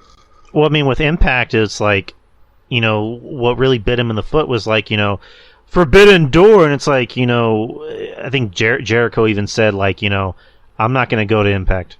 Like, I'm not going to go to Nashville and wrestle in Impact. I'm not going to, do A, B, C, and D. So it became a thing of like, why not bring Impact people over? What's the excuse for that? I don't fucking know, but it's just they had Moose and Okada and Moose and fucking Kenny Omega wrestle in an empty arena. Like, they didn't even try with that, man. It was just lazy. It was lazy, and another thing I'm surprised nobody says about Tony Khan. He's kind of lazy. It's lazy, right? It's like Deadpool 2. That's just lazy writing. That's basically Tony Khan in a nutshell. He's not only a mark, he's kind of lazy. Yeah, man. I don't know, man. If I was able to muster up some of those names, you mean to tell me Tony Khan for the biggest fan that he, comes off as? You mean to tell me he couldn't get in touch with any of those women that I just mentioned and that Mish mentioned in a chat to come in and help work with some of these girls? Well, hell, even have a women's partnership. Even if you don't even want the male, because TNA doesn't, or Impact, excuse me. Make sure I got to get it right, Monty. Mm-hmm. That male, that heavyweight championship division is dead. Mm-hmm. I can only name what Moose and Sammy Callahan and Eddie Edwards, who is just Eddie Edwards is out of shape, man. I saw him the other night. I was like, holy shit, man, he is not. It didn't look right with him and Davey Richards standing next to each other. I said, that's not the American Wolves. I don't know what that is, man. Like, oh, and look, I'm not Mr. Olympia myself personally, but it's just a visual I'm not used to seeing. Well, I mean, you're also not getting paid money to be a world class athlete. Yeah, that too. And it's just like Eddie Edwards looked like he ate Eddie Edwards and Davey Richards both standing next to Davey Richards. It's like what is this? But yeah, I just think that they really, really blew it up, man. All right, so I think we lost Monty. I know he mentioned his internet has been kind of ass. So, anyways, let's get to the next match. Eddie Slapnuts Edwards. Slapnut. Pat McAfee versus Baron Corbin, singles match. Again, Pat McAfee is just like the beginning. He has a choir singing "Bum Ass Corbin." They should have put that on a shirt, honestly. And I mean, capitalize on that. Kind of a downer because you didn't come out to Seven Nation Army, so I guess there's some things even Triple H can't do. But I mean, again, Pat McAfee gets it, by trolling Baron. I have to say, maybe this is my least favorite Pat McAfee match. And I was going to say the same thing. And it falls on Corbin because Corbin's just not good. Corbin's a stiff. Yeah, man. He's a stiff. And Baron Corbin's got some good moves in his arsenal. I give him the deep six and the wrap around the post and go back in the ring clothesline. Like, in the end of days, he's got some good moves, but outside of that, like, Corbin's not very good. He's not very good, and he's not very fun to watch either. So it's just like, eh. All right, and then after the match, Pat McAfee goes up to Graves and tells him "suck it," and Graves just goes, "You got lucky." Me and Todd thought that Graves was going to hit him for a second because the way Graves looked at him when Pat had his back turned for a second, I thought he was going to hit him. And the way the camera was like angled up, I was like, "Oh, this is Graves going to hit him." And then when he walked past, I was like, "Oh, I guess not." Right, and, because he drank the beer and went up the ramp, and I was like, "Oh shit." Well, Because Graves and McAfee have been taking shots at each other on commentary lately too. Well, I was gonna say, like, Graves apparently has been cleared to wrestle for a while. Exactly. That was my whole point. And like that would have been a nice program to start at SummerSlam too. That's a feud I wouldn't mind seeing because, like, you know, McAfee can talk, Graves can talk. I mean, can they work together as far as like a wrestling match? I mean, we'll see, but I don't know. Like, I was almost expecting Corbin to run in the ring, not Corbin, Graves to run in the ring and cost McAfee the match. Right. Like, that would have been interesting. And also, Michael Cole was just like on fire. Like, he was just you know, I don't know if I mentioned you earlier, like, you know, Graves had that line where he's like, I liked you better when you didn't have an opinion. And he's like, you know, that it's not like that anymore. It's strange. Everything's changed. You know, everybody doesn't have Vince yelling in their ear anymore. They just have Triple H, you know, I don't know if he's yelling in their ear, but just like, you know, talking to them in their ear, which has to be refreshing. Not to have somebody yell, you know, talk about this! Talk about the network! Talk about, you know, blah, blah, blah. Like, you know, when it's been shown when Michael Cole is just off his chains, you know, free from his, you know, restraints, he's a lot more energetic and he seems like he cares. Yeah, I mean, the Beast of the East, the NXT UK tournament, the original one, where Tyler Bate won the title. Like, those are prime examples of Michael Cole being, you know, him. Being completely 1,000% Michael Cole. So, I mean, that wasn't a surprise at all the other night, but it was refreshing to hear nonetheless. All right. Next match. The Usos versus the Street Profits for the Undisputed Tag Team Championships. Jeff Jarrett as was the special guest referee. This match was not really that good, in my opinion. It wasn't like, hitting. Yeah, it wasn't hitting. And it wasn't as good as that Money in the Bank match. Nowhere near. Right. And Jeff Jarrett was a non-factor. To me, the real story of the match was Montez Ford's attitude and his aggression. Right. And my brother looked at me a couple of times. He goes, "Is Montez Ford gonna snap and maybe hit Dawkins or something like that and turn heel tonight or something?" I'm like, it could be. I mean, like, he is really, you know, frustrated and everything. So I guess we have to see, and it didn't happen. But go ahead, Mish. Mish. I'm Mish. Lord. God damn it! I'm Mish. I'm Mish. I'm playing. I was about to say Kev. It's fantastic. No. Yeah, just like, you know, everybody in the match is just like, this should be better, but everyone just seemed like they were just there. And also, you know, Jeff Jarrett really didn't do anything. And I know, like, the whole point of it was like, you know, we need a referee that's able to call it down the middle, because each match has been muddled by bad officiating. And it's like, I thought that was weird though, because isn't Jeff Jarrett, you know, Jeff Jarrett's a career heel for the most part, with a huge shady history. So, like, we're gonna get, this guy's the beacon of honesty and trust. I thought that was crazy. It's Tennessee, so he's a name, quote unquote, Double in Tennessee. J, Jeff Jarrett. That's J-E, double F, J-E, double R-E, double T. That's my name. Ain't I great? No, but yeah, this match wasn't really all that great, and also the whole plot twist, if you can call it that, of the match was that Montez got mad because Jeff didn't count to 3. I thought he was going to knock his goddamn head off the way he was looking. And then they just rushed the ending, and you're like, okay. Like, and Dawkins lost. And I thought he was going to hit him there, too. I thought as soon as he slid in, and then, like, he didn't make the count, and he looked at Dawkins, I was like, oh, shit, is he going to wait till the Usos get out of the ring and then fucking just start stomping on this dude? But like, that didn't happen either. For a second, it looked like they were going to do my idea, where, you know, I'd be more fine with Dawkins being the heel. And, you know, you do the swerve where, you know, Dawkins is the heel and he's pissed off. And then Montez is, you know, the white meat babyface. You know, kind of like my promo last week of, I'm good, bruh. Like, just tell everybody, I'm good, bruh, and just walk off. Oh, good luck.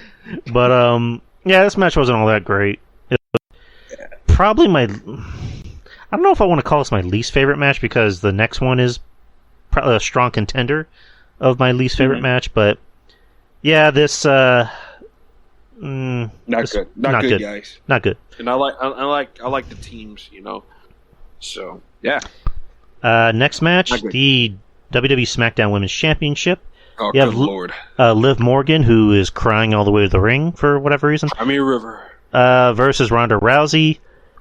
This match ended in pinfall. Or, no, there was a double swerve thing, whatever you want to call it. So, he was tapping at the same time that she had Ronda's shoulders pinned to the mat. So it was one of those things where the referee saw one thing, but he didn't see the other because his view was obstructed. He went on to pay the price for that too, because Ronda Rousey fucked him up, and she fucked up Liv a little bit too. It was great. It was great. Liv was crying. Ronda gave Liv something to cry for sure. You know, it'd been funny if Ronda just yelled, "I'll give you something really, I'll really give you something to cry about." Like that would have been funny if she said that. But God. She would have been heel of the year for saying that. Yeah, look, see, heel Ronda works. Heel Ronda does work, and look, I love Liv Morgan. I think Liv Morgan. I think out of the homegrown, home-scratched PC talent that WWE's been able to muster up over the years, I think she kind of by default has to be up there. Charlotte obviously is like the greatest, and Alexa Bliss is probably one of the more successful ones as well. But Liv Morgan, I think she is on the level, a few notches down from Alexa Bliss as far as like somebody that stands out. And I don't know, man. I know Mish gives her a hard time for the crying and all this other stuff, but I've seen some growth in Liv Morgan, man. She used to look. I've seen it with my own two eyes. Like her first match at them tapings and over in NXT. Oh my god, just bad. Like she was confused. She was terrible. So I've seen Liv Morgan literally at her humble beginnings, and to see where she is years later, like 6-7 years later, is it's pretty amazing. And but I'm not going to be one of those guys that go, "Hey, she's great. She's great in the ring. She's great overall, and this, that, and the other," because, you know, I think she's pretty or anything like that. No, like, she's still got a long ways to go. And look, Charlotte's gone. Sasha's gone. Sure, Ronda's still around, but don't you think that the situation with Ronda Rousey is that at any minute she can just go and do her own thing, kind of like a Brock Lesnar, where she can just walk out on the company or something like that at any given moment? So that I don't think that relationship is all that stable. So who do you give the belt to? Let's give this girl a chance. Let's see what she can do. She's either going to sink or she's going to swim. Let's see what she's going to do. I don't think a month is long enough to really see what she can do. Although, me, myself, personally, I ain't going to lie, I would have took the belt off of her on Saturday. I would have had I mean, I would have had Ronda just dominate her and take the, snap her arm, tear it off. Well, I kind of disagree because, my idea was more just like, if you want to protect, Liv and Ronda, is that, Ronda just loses control because she can't put Liv away. And like when I was watching the match, I'm like, what she kind of did. Well, no, I was watching the match. And I was kind of getting a little excited. I'm like, somebody's listening to the show. He's getting aroused. Triple H is like, "Hey Drew, can you make it to Connecticut?" Yeah, sure. No, but like I was like, "Ooh, this is interesting. Someone's listening," and then it has that ending. I'm like, I'm like, not the ending I would have done, but okay. And in storyline fashion, Ronda got suspended. Okay, so right before you got on, me and Monty were talking. My dad randomly texts me, "Is Ronda Rousey really suspended, or is it a work?" Yeah. My dad texts me. My dad doesn't even like wrestling. Like he obviously knows who Ronda Rousey is. He watches UFC and MMA and shit like that. But like, it's just crazy. My dad randomly texts me that. I'm like, "It's a work, Dad. It's a stunt. It's part of the show." So she's gonna be out for a while. How long? I don't know. But I mean, heel Ronda works. Like, I'm glad someone recognized it. It works. Just get her with Shayna, please. Can we have her and Shayna start breaking bitches every week on SmackDown, please? Oh yeah, yes. Please give it to me. Give me what I want. Give me what I want. You give it to me. Give it to me. Like that's all I want to see. That's all I want to see at this point. You're like the Joker from Dark Knight. Come on, hit me, hit me. Yeah. Look at me. It's gonna do the Christian Bale voice. Where is it? Where is it? Where is the trigger? Where is it? There you have my permission to die. Oh God. Where's Rachel? What you just proved is that there's people that are ready to believe in good. Oh God, we used to mock that movie all the time. But yeah, I guess we're gonna see where this goes because I mean now that Ronda's suspended, who does Liv go up against next? Do they bring Charlotte back right away? Andrade's back on television working, I guess. So Charlotte due to come back maybe as soon as Friday night. I got a name, Shotzi.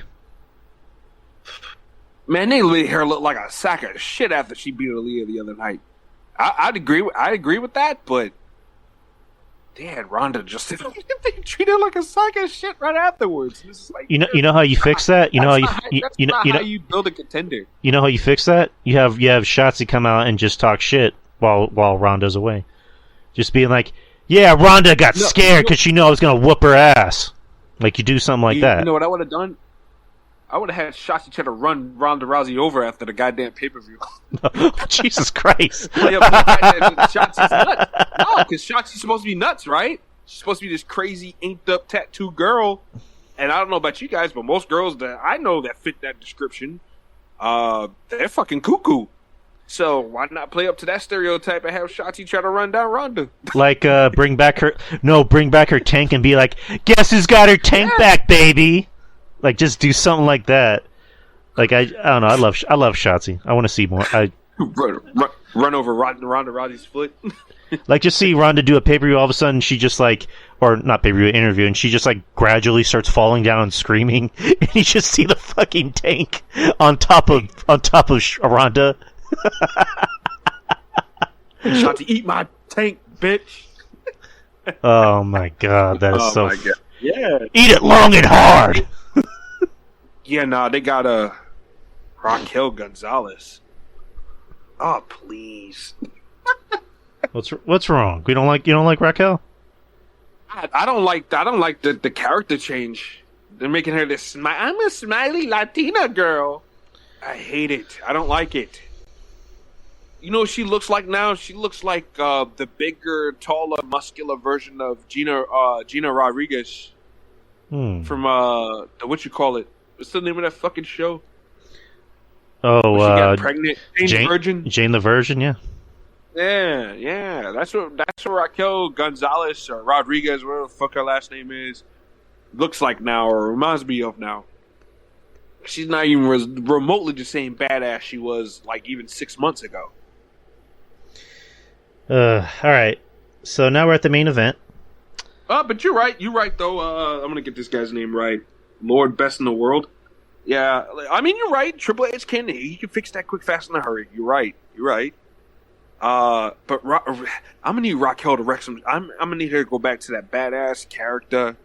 Her just beating and wrecking shit up, man. That's what we need. We need more badass characters on television, man. I'm gonna need Raquel to start throwing bitches through the wall like she did in NXT, man. That was pretty goddamn good. Io's crazy ass through the wall. That shit. Raquel just grabs her and boom, chucks her through the goddamn wall. You know, it'd be pretty funny. I need some of that. You know, it'd be pretty funny is that she's dating Braun, and they just gave her Braun's character. What? She she could be the female Miss Choo Choo Train. Or no, not that Braun. I'm talking about the Braun that was actually over. The get these hands, Braun, or you can get these hands. And I'm not finished with you yet. Like win the big one. You mean that character? You mean the one that they fumbled because they were dick riding Roman? I don't know. Let's not pretend that we don't have Charlotte to bring back. Oh God! As soon as Charlotte's coming back, Liv better just be like, ugh. Yes, sire. Here's the belt.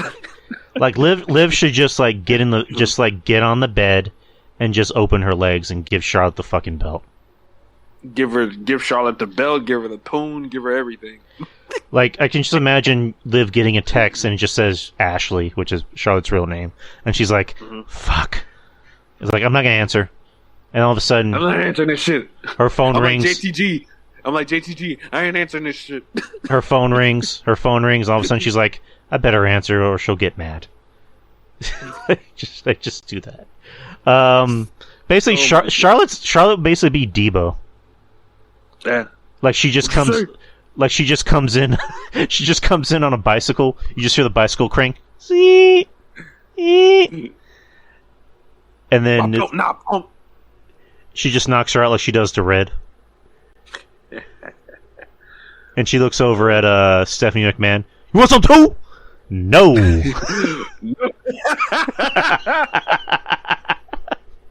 Oh God. Oh shit. Who wants some Charlotte? Horse face, good lord. I don't know, man. Every time I see Charlotte, her face be altering, man. Remember Charlotte had that mole on her face for the longest time? And then I was watching TV.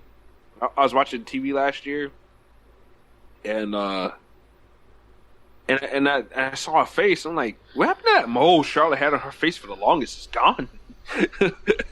And Charlotte's face is continuously morphed over the years. Like, she does not remotely look the same. I mean, yes, we could tell it's Charlotte, but at the same time, her face does not look the same as it was when she first started, wrestling. So that's crazy. It's like, you don't say it too loud. You don't want Sean. You don't want Sean Rice Satin. You don't want who is it? Ryan Satin coming after you. Fuck Ryan Satin. Damian Sandow called. He wanted his look back. Fuck that guy. All right. Main event. We're at the main event. Roman Reigns versus not Paul Heyman. Roman Reigns versus Brock Lesnar in a last man standing match for the undisputed WWE Universal Championship. Brock comes out in a what is it? Not a big rig, but like, I guess one of those things for like what the fuck do you call it? Tractor. There you go. And then he gets on like the scoop and announces himself as Brock Lesnar, which, again, Cowboy Brock is the best Brock. You can tell he's having fun. And then he does a Luthez, press off the top of the scoop onto Roman, smooth. Which I'm just like, Jesus! Imagine having fucking Brock just jump off of something onto you. That's just scary to think about. Brock chasing you and then Brock jumping off of something. Bro, I'm not afraid of things in my life like that, but if I saw Brock Lesnar's big ass coming at me, I think I might be shitting bricks, man. I ain't gonna lie to you.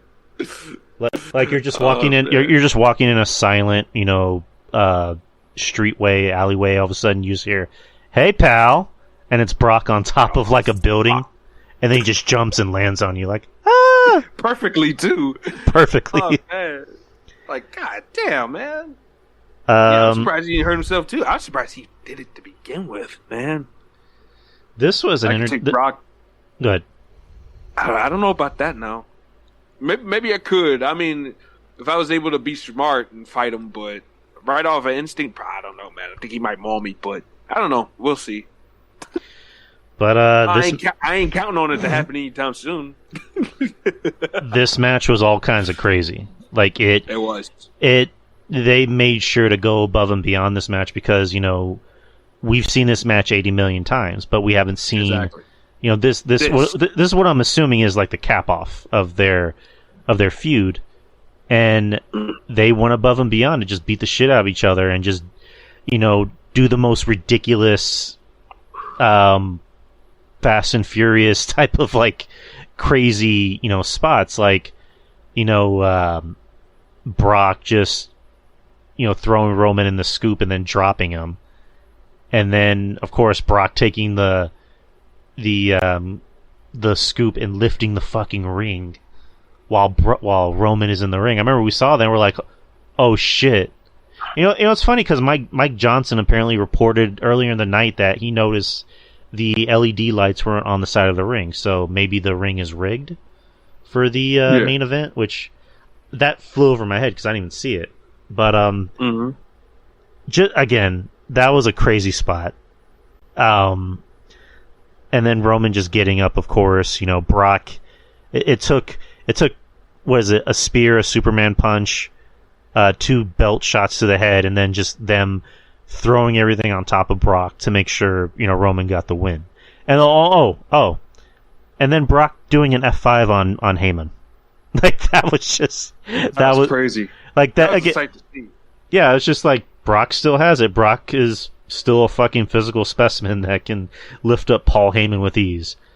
And I mean, there's no secret. Paul Heyman's a big man, but yeah, that was fucking nuts, man.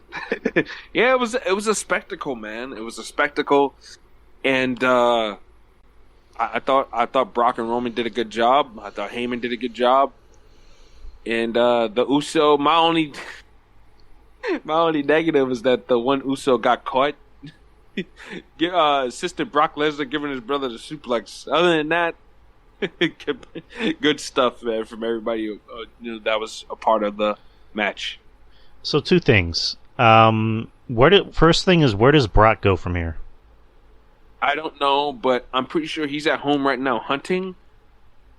I expect to see Brock Lesnar probably, maybe if they need him at Survivor Series, maybe he can work a Survivor Series. Against who, I don't know, because it's not for the belt. But quite frankly, you don't need Brock Lesnar to wrestle for the championship every time. Like, you can use Brock Lesnar to work with a younger guy. Especially if, Brock Lesnar goes to Triple H and be like, hey, I want to work with that guy. Like, I mean, I don't think it's that bad. Like, why not use Brock Lesnar like you used Andre the Giant and other people? He doesn't need to go for the belt, but just have him there to be there to help boost up and sell tickets. Brock Lesnar versus anybody is gonna gauge some interest, as long as the match is somewhat good, maybe even competitive, dare I say, especially depending on who he picks.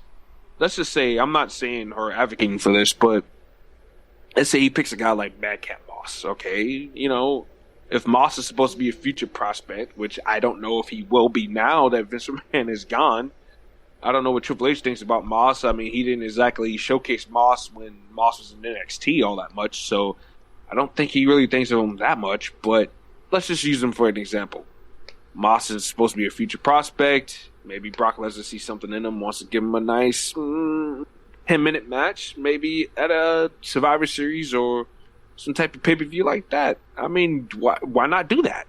Brock Lesnar can help sell tickets, maybe help even legitimize a guy like Madcap Moss by maybe giving him a little bit of offense, making him look good, maybe in defeat, and you move on and you do it to the next guy.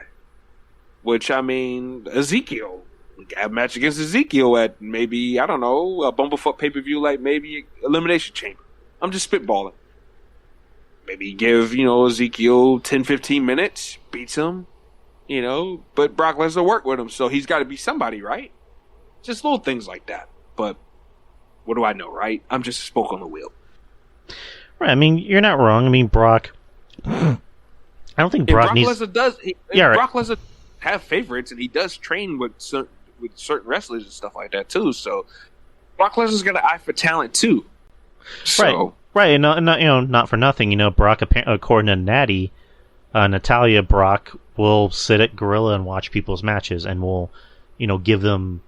pointers, like critique it and say, do A, B, C, and D, which is and I heard that from other people too. Which is interesting from that Brock even goes to the Performance Center sometimes and watches some of the younger guys work out and stuff like that, and gives them pointers down there as well.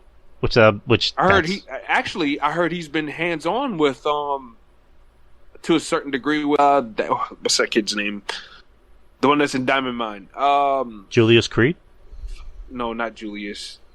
Kemp? Fucking the brother. The brother. Yeah, Kemp, yeah. I was thinking of his real name, Bobby Stevenson.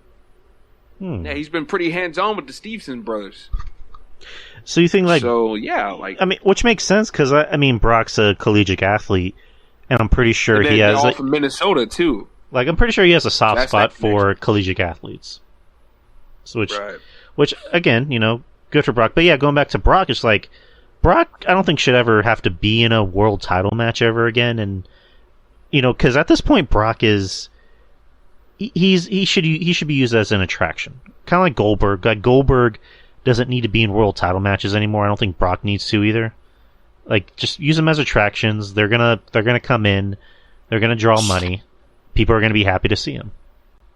So use them like that. And second question is the match was entertaining, but in some ways it kind of hurts the credibility of anyone who's supposed to beat Roman, because in this match, what the fuck do you have to do to beat this motherfucker? Right, I was gonna say like Brock dropped a fucking ring on Roman, so it's just like Drew's gonna have to like cut his head off. His head off. Chop his head off with Angela. If it's gonna be Cody, what's Cody gonna do? Pick up the whole throne and drop it. Yeah, right. It's like he saved us from racism, and he's gonna save Roman from himself. No. He's gonna put Roman Reigns' head on that throne, and he's gonna take the hammer and smash it. Smash him. Yeah. So I don't know. Like who's realistically gonna beat Roman to where it doesn't hurt Brock's credibility. Yeah, WWE kind of put themselves in a corner with that, but I don't know, man. But maybe they can do a thing where Roman Reigns, the chips are coming off the armor with each passing match. Good Lord, I can't talk. With each passing match, chips of the armor start to come off.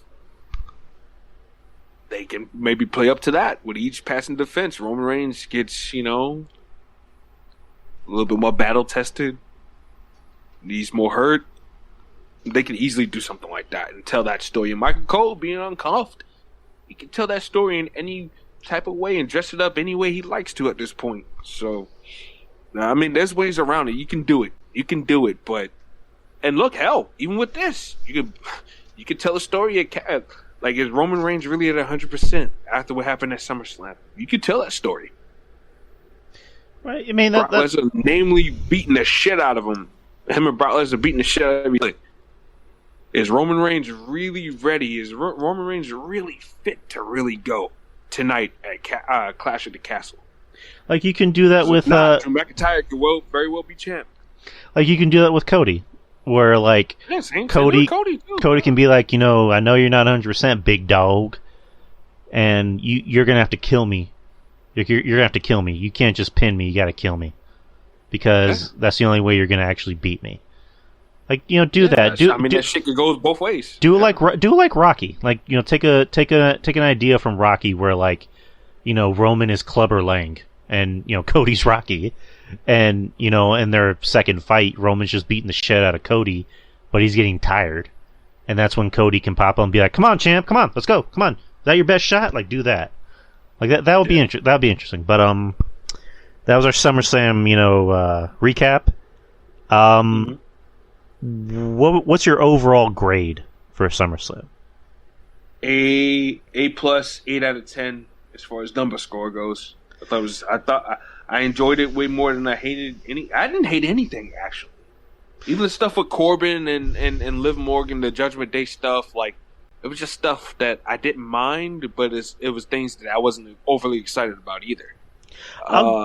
And the things I did like, I loved them a whole lot. So that trumps the things that I didn't care for. So I'd say an 8 out of 10, A+ score.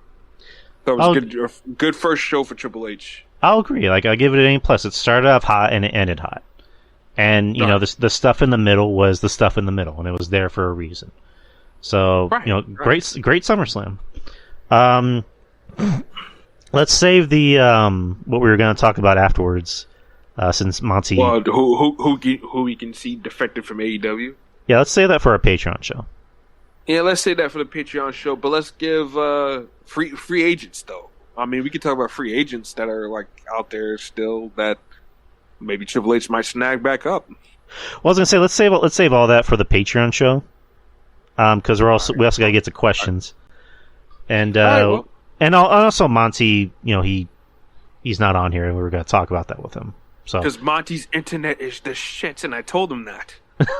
I told this man to fix his goddamn internet. the shits, Motherfucker, you. the shits. It's the shit.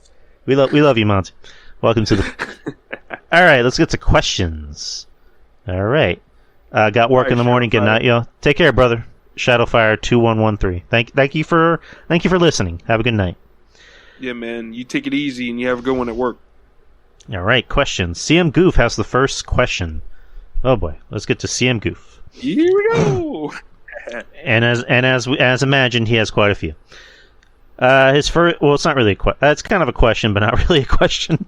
He put, "Why was there never an investigation to find out if Video killed the radio star or not? We need answers, goddammit." I'm curious too. Who killed the radio star? Was it MTV? That's a damn good question. MTV killed the radio star. That's my answer. Let's see. Next is Eddie secretly an alcoholic chupacabra pretending to be a human?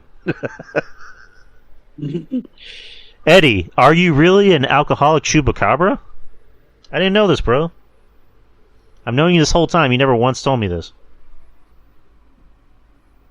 God damn it! See what happens, CM Goof, when you start accusing people of being alcoholic chupacabras. He's a junk chupacabra. Get it right. Next is would Morph and Mystique consider? Let me rephrase this. Would Morph and Mystique be considered transgender or gender fluid based on their shape-shifting powers that allow them to change into anyone at any time, regardless of gender identity or gender identity? These are thoughts that go through my mind. You know what? That's a good point, though. That's not a bad question. Yeah, no. I often think about that too. I was like, can Mystique play with, I don't know, like, because I was watching. It's mighty funny you bring that up, right? Because I was watching X2 United, and when she shapeshifted into the guard, I'm like, well, was she able to play with his balls while shoot the guard? So yeah, I mean that's not a bad one, but yeah, I don't know. That really is a good one. Yeah, I think gender fluid. That's not a bad assumption. That's decent. Next is Dutch always told the gang he had a plan. What the fuck was that old bastard's plan exactly? Get everyone killed, make Mika the new leader, and how in the fuck were they gonna get the goddamn Tahiti with the motherfucking Pinkertons on their asses? Alright, I'm gonna sound like an idiot. Is that a movie reference? I'm not understanding the reference.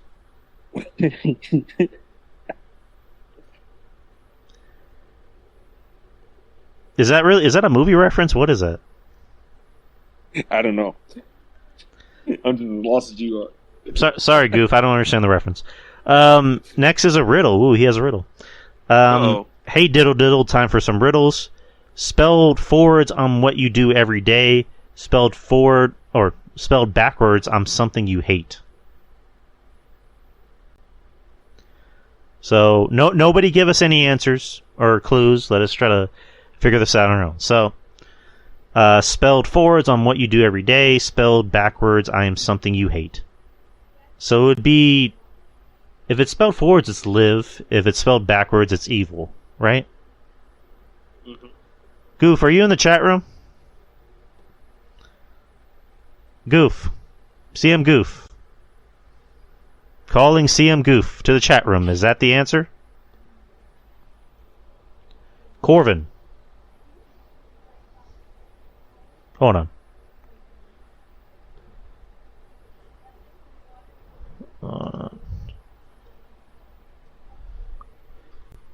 Corvin, is the answer to your riddle, is it live in evil?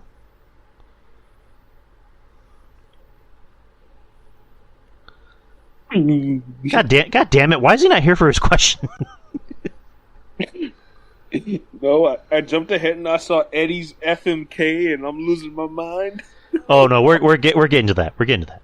God damn it! Because Goof still has a bunch. We're just gonna say it's Liv and Evil because Goof isn't here for whatever reason. Next is look, says Monty is typing something in the chat room. I am unpredictable, but you still rely on me. My installments give you the experience of life for free. I offer no refunds, returns, or exchanges.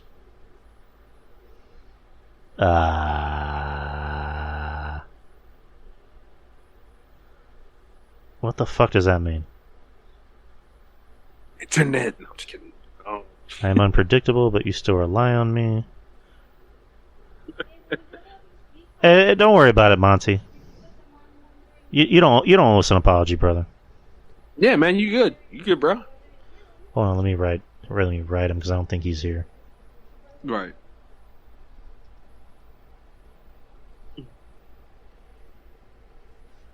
What the fuck does this mean? And like I said, Goof isn't fucking here. What the hell? I see him listening in the voice chat, but what the hell? I am unpredictable, but you still rely on me. My installments give you the experience of life for free. I offer no refunds, returns, or exchanges. Porn? Is it porn? Does anyone... Okay, fuck it. Fuck it, since he's not here. Does anyone know the answer to this? Anyone at all? Bueller? Anyone? Whatever, we'll get back to this when he gets back. Next one, opinion. Strip clubs are a waste of time and money. The strippers don't wanna and aren't gonna fuck the customers. You can't touch the strippers, so you're basically paying to get drunk and have several useless erections that you have to take care of yourself. And you'll leave the less money than you came in with, plus a splitting headache on top of everything else I just named. Thoughts? I mean, he's not wrong. He's definitely not wrong. I don't know what kind of strip clubs y'all been to, but I've had some hands-on experience in strip clubs. I don't know. I've never been to one, and I don't really have any interest in going to one. Oh my god! I haven't been to a strip club in, I'd say, I got all that out of my system by the time I was like 19, 20 years old already. So like I've done everything that I possibly ever really wanted to do between the ages of 16 and 19. So like I was good to go already. So I look at things like that and I'm like, I don't really need to party to have a good time anymore. But yeah, like I had this stripper with a big ass booty in my lap, and I had to go to the bathroom excuse myself. I know it might be a little too much information, but I had to go excuse myself because I wasn't. Let's just say I entered the club dry, and when I got done with that lap dance, I was not dry. So yeah, I had to excuse myself. But other than that, yeah, I mean, it depends on where you go. It depends on what kind of club you go to. I don't know. Just go to a cheap one. I mean, you're gonna get cheap results. If you go to one that's a little wild and out of control, you're gonna go way more than you bargained for. In many ways than one. I'm just saying. Never really appealed to me. Right. Like I said, I haven't been to one in like 10 years, so like I mean, it's not a big deal. All right. He has a fuck, marry, kill. Oh my god. I don't have any clue who any of these women are. Wait. What? Hold on. All right, so the first one is Jakara Jackson from NXT. I don't know who even there anymore. I don't know who that is. No, wait a minute. Hold on. She is there. Wait a minute. Hold on. Where are you seeing this at? He has a link. It's on question 9 because he wrote 8 questions and then he had to write 9 more like later down. So just scroll down and you'll see him. It's question 9. Okay. Oh, I see it. I got it. And then yeah, I know this woman. Next one is Mina Shirakawa. Oh god, no clue. Biggest Japanese wrestler of all time. No clue who that is, but damn. Deonna Purrazzo. She's definitely she's dead. Mary Kill. She's the dead one. Yeah, Deonna Purrazzo's dead. Mina, I'm marrying Mina, and I'm fucking Jakara. I'll just agree with your choices. Next is, are you excited for Triple H's takeover of WWE and the rehiring and the pushing of his beloved undersized vanilla midget indie darlings? I know I'm not. I don't think that's going to happen. I don't.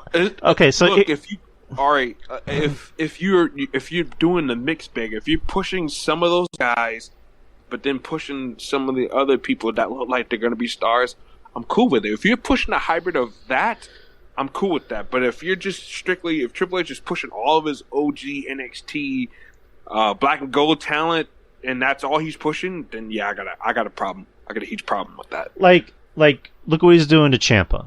Ciampa is being pushed in the right light. He's being pushed in the mid card, which for the mid card. Yeah, it's not like he's killing the Usos and then he's dumping Roman Reigns from the behind and he's getting a world title shot. It's not like fucking Johnny. Have a little bit of a problem. It's not like Johnny Gargano is coming back and he's gonna beat Roman Reigns. Like that's not gonna fucking happen. Yeah, that's not happening. Yeah, like he's pushing. But in the mid, you need good mid card guys, and those guys fit that bill. I'm sorry, like. What would be the problem with that? I don't think there's a problem with that at all. Pushing them to the mid card, that's fine. That's good. But I'm good with that. And then some guys deserve to be in the main event more than others. So like if Braun Breaker and Carmelo Hayes come up, then I mean, in a few years, then they would be ready for the main event spot because I think both those guys have main event written on them.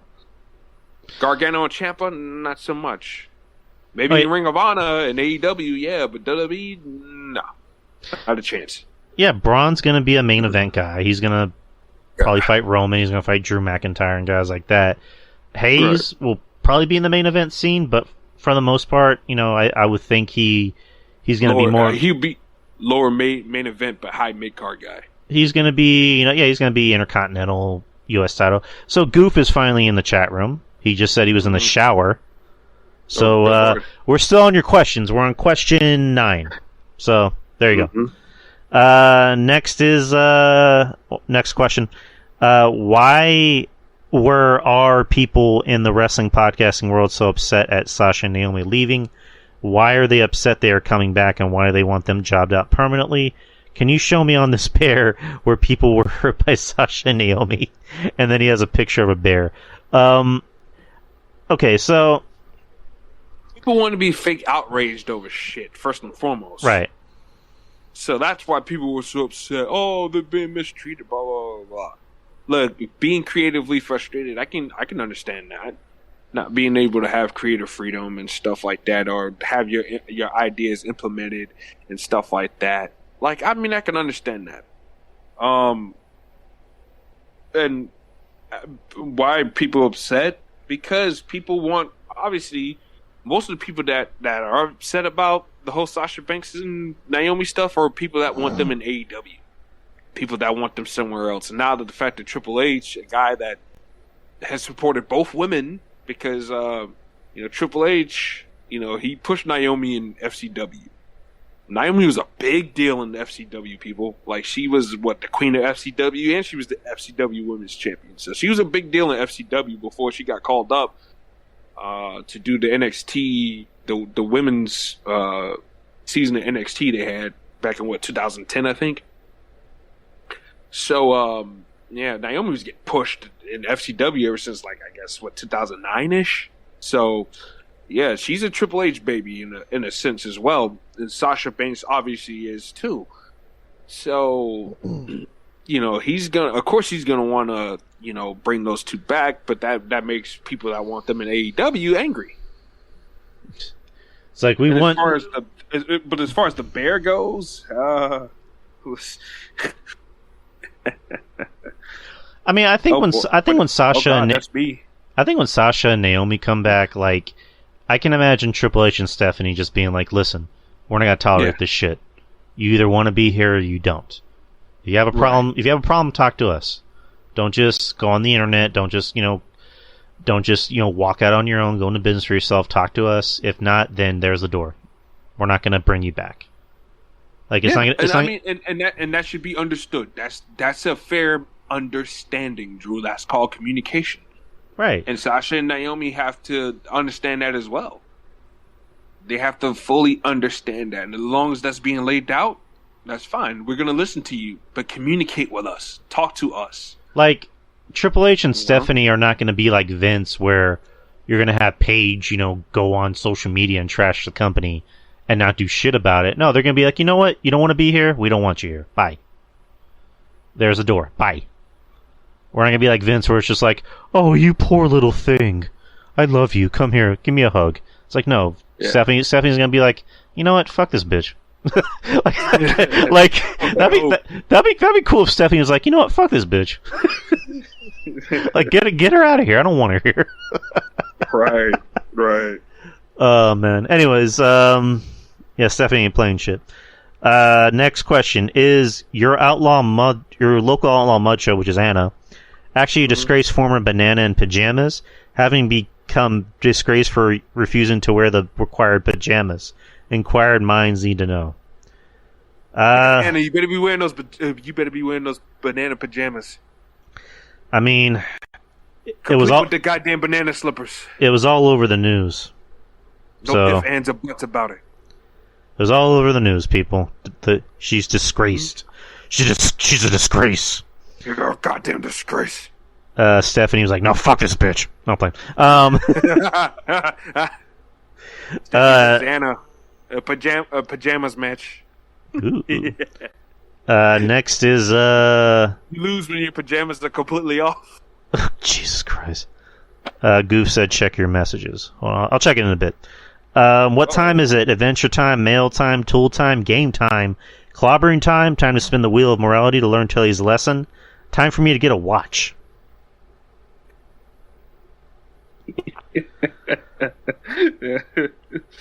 Oh gosh. That's a roller coaster every day. Honestly, it really is. Because there's always an adventure. Then you go to see what the hell you get in the mail. Then it's time to beat the tool or use the tool. Then it is game time and it is clobbering time. Sometimes, especially where we work at. And that's a roller coaster every goddamn day, man. All right. Yeah, that's good. That's too good. And also, get a watch, Goof. Next is oh my god.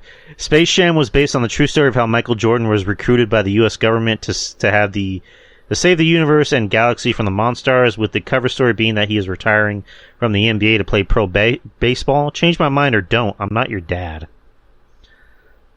I mean, it doesn't sound too far-fetched. Yeah. I mean, there's the rumor that he was suspended by the NBA for his gambling debts. Gambling, yeah. But this sounds a lot better. He was recruited by the government to save the universe by the Monstars.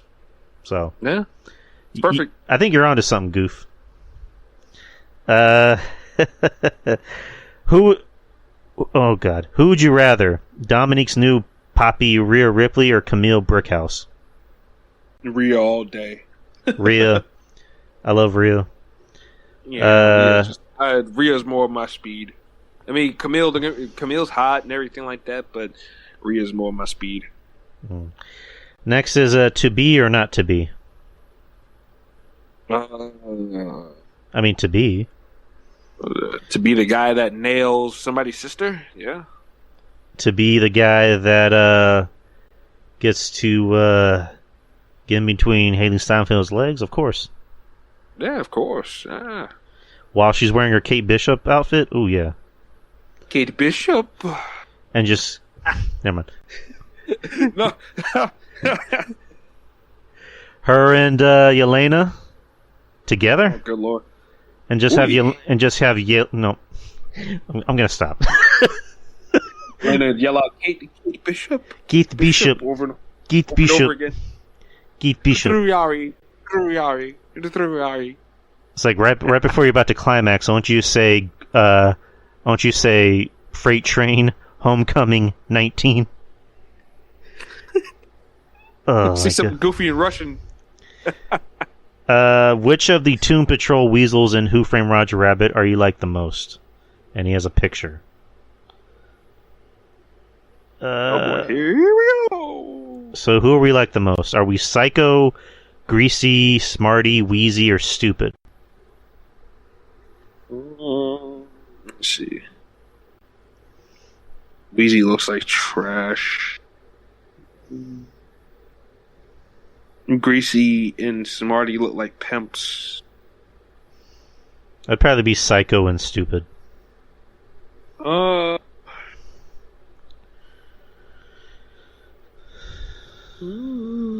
Probably Greasy, between Greasy and Stupid, but I'll probably in between both of those. All right. Next is F Mary Kill News Edition 2. He has yet another picture. Let's see. Oh. Don Hosbrook from Fox 32 Chicago. Amanda Ferguson from Greensboro, North Carolina. I know who I'm picking. And Megan Tellez from KTLO News, Los Angeles. She's not that far away from me either, Miss Ferguson. All right, so How you doing? I'm gonna kill Dawn. I'm gonna marry. Yeah, Dawn's gotta go. I'm gonna marry Ferguson, and I'm gonna fuck Megan. Yeah, same. Sorry, Dawn. You look like a nice looking woman, but Miss Ferguson looks like a hell of a time for a lifetime, and Miss Tellus there looks like a hell of a time for the short time. And yeah, that's just the route I'm going in. All right, more riddles, biatch. I give the answer yes, but what I mean is no. What is the question?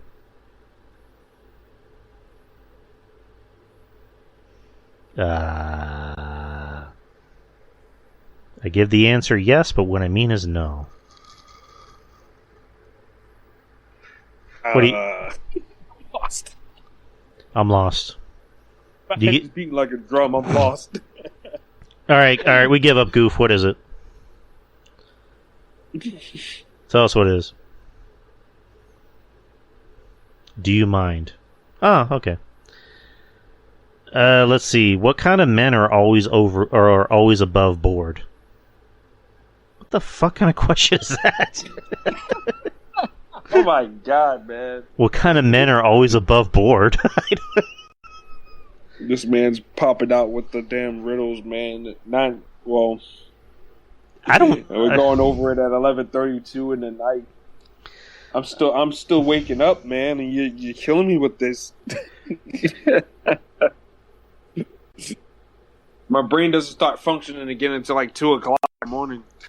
All right, we give up. What is a Goof? What kind of men stay overboard?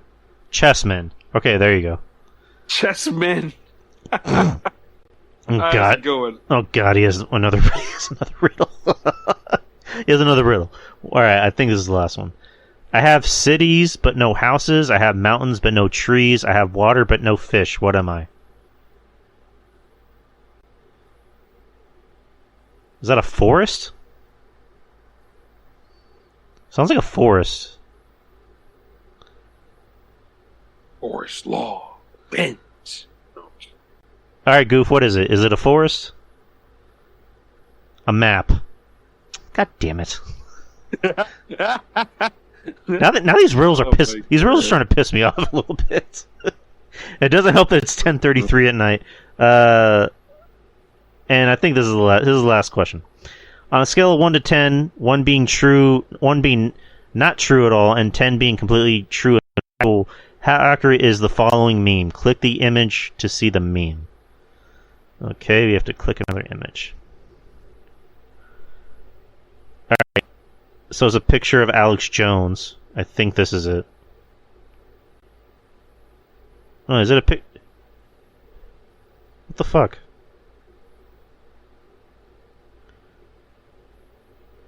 I don't know if this is the picture, but it's a picture of Alex Jones saying, "Cut, that's a wrap for today. Everything okay, babe? How long do we have to hide who we are?" And his wife is a frog.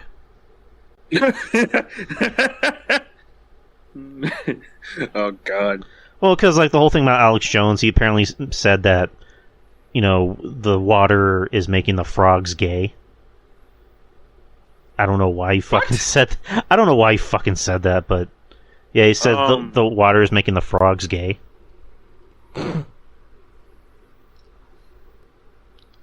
Yeah, that was an actual.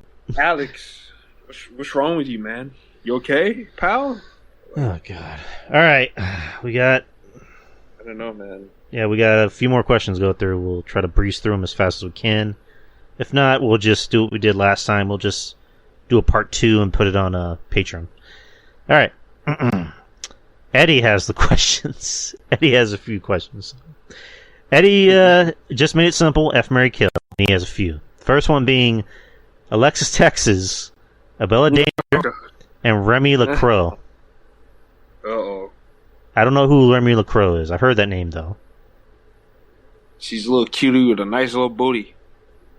Although my brother said she gained weight though. I guess she's kind of big now. So I don't know. But yeah, I know I'm marrying a Bella Danger and a fucking Remy LaCroix, and I'm getting rid of Alexis Texas. She gotta go. What? You don't like Alexis Texas? She don't fuck black guys. Well, she says she doesn't fuck black guys on. Oh, never mind. I get what you mean. So she's a racist. Having sex with doing it on camera. God damn. Well, she said in an interview that she doesn't do interracial porn because apparently interracial porn doesn't sell well or something. That's a bunch of bullshit. Which is, I don't know, girls like her are kind of weird because she'll go to a rap concert and be in rap videos too. But she's like, I won't fuck a black guy. It's like, really? Whatever. So, yeah, I'll kill her too. I'll kill her, marry a Bella, and fuck Remy, even though I don't know who Remy is. Next is Taya Valkyrie, Deanna Perrazzo, and Tennille Dashwood. On a side note, Tennille Dashwood has announced that her and Madcap Moss are dating. So, good for them. Madcap Moss, yeah. So I'm killing Taya. I guess I'm marrying Tennille and fucking Deanna.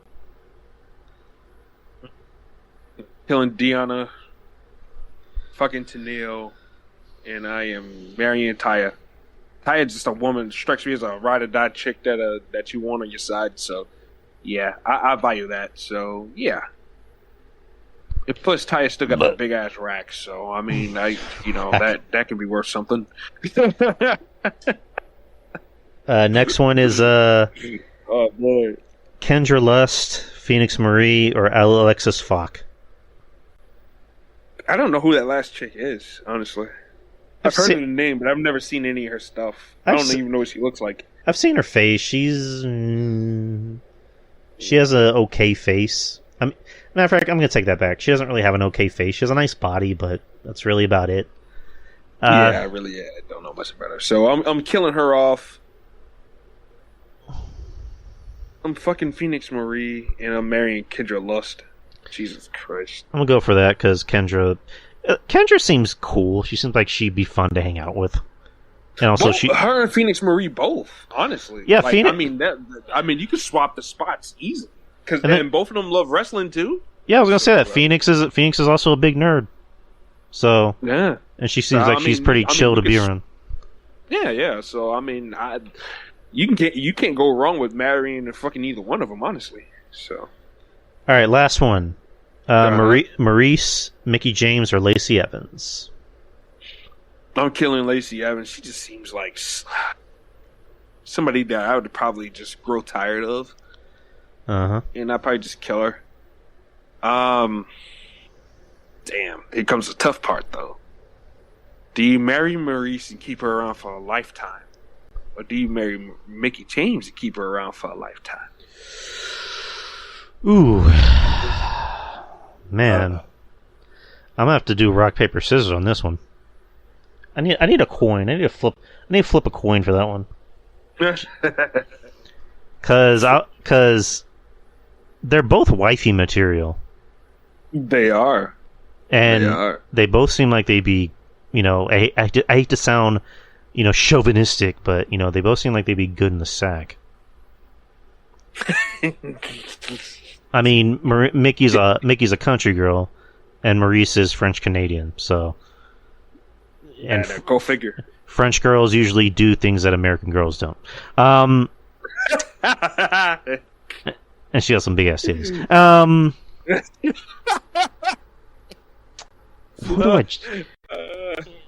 gonna go with my gut. I'm gonna go with my gut here because I like exotic looking women. I'm gonna marry Maurice and fuck Mickey. Just I want to hear that French accent. Who's your choice? Yeah, I think shit. Yeah, I think I marry Mickey and fuck Maurice. Okay. I mean, but once again, you can't go wrong with either one. Honestly, like you can easily swap them out. Like, I think Maurice is a nice person, and for all intents and purposes, she really plays the bitch character on TV really, really well. Mm-hmm. But in person, she's a really nice person. I heard, and Mickey it's fucking cool. From everybody that I've known that ever met Mickey says she's cool. So.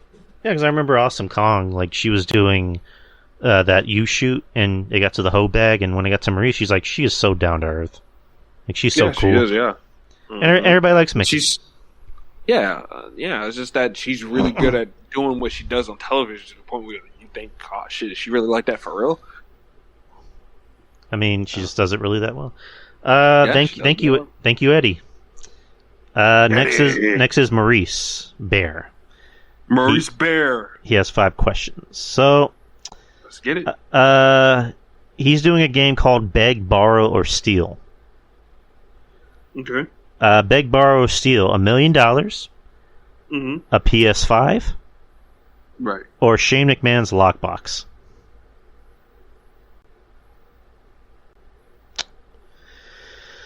I mean, I don't really give a shit what's inside Shane McMahon's lockbox, but so I'll just go with Beg for that. Borrow $1 million and steal a PS5. Yeah, same. All right. What do you think of Wilkins coffee? I've never tried. I'm not really a coffee guy. I mean, because I've never had that either. I prefer iced coffee. That's just me. When I try to drink coffee, it just like, again, TMI, it just runs through me, and I just have to shit like crazy whenever I drink coffee. So, iced coffee doesn't really have that effect on me, and I just prefer that, and it tastes better, in my opinion. I just had I was at Morgan's house the other day, like Friday, and I literally had coffee for the first time, like a whole mug of coffee for the first time in my whole entire life. Last Friday, and it was actually pretty good. So, yeah, I'm a little behind on that, but maybe that's a brand to look out for. And if I ever taste it, I'll let you know, Maurice. But yeah, I'm not familiar with that brand of coffee. All right, is Alien vs. Predator one of the best mashup movies ever? Yeah, I mean, I guess so. I mean, I guess if we're Freddy versus Jason, maybe. I guess if we're talking about the whole When Worlds Collide movies, yeah, I mean, I'll give them that. Alien vs. Predator. You like that more than King? You like that more than King Kong Godzilla? Ooh, I'm gonna be biased because I like Godzilla, and I was glad that he was beating the shit out of King Kong. Because I hate I don't like King Kong, so I'm gonna go with Godzilla and Kong. Why you don't like King Kong? Because he's black. Yes. You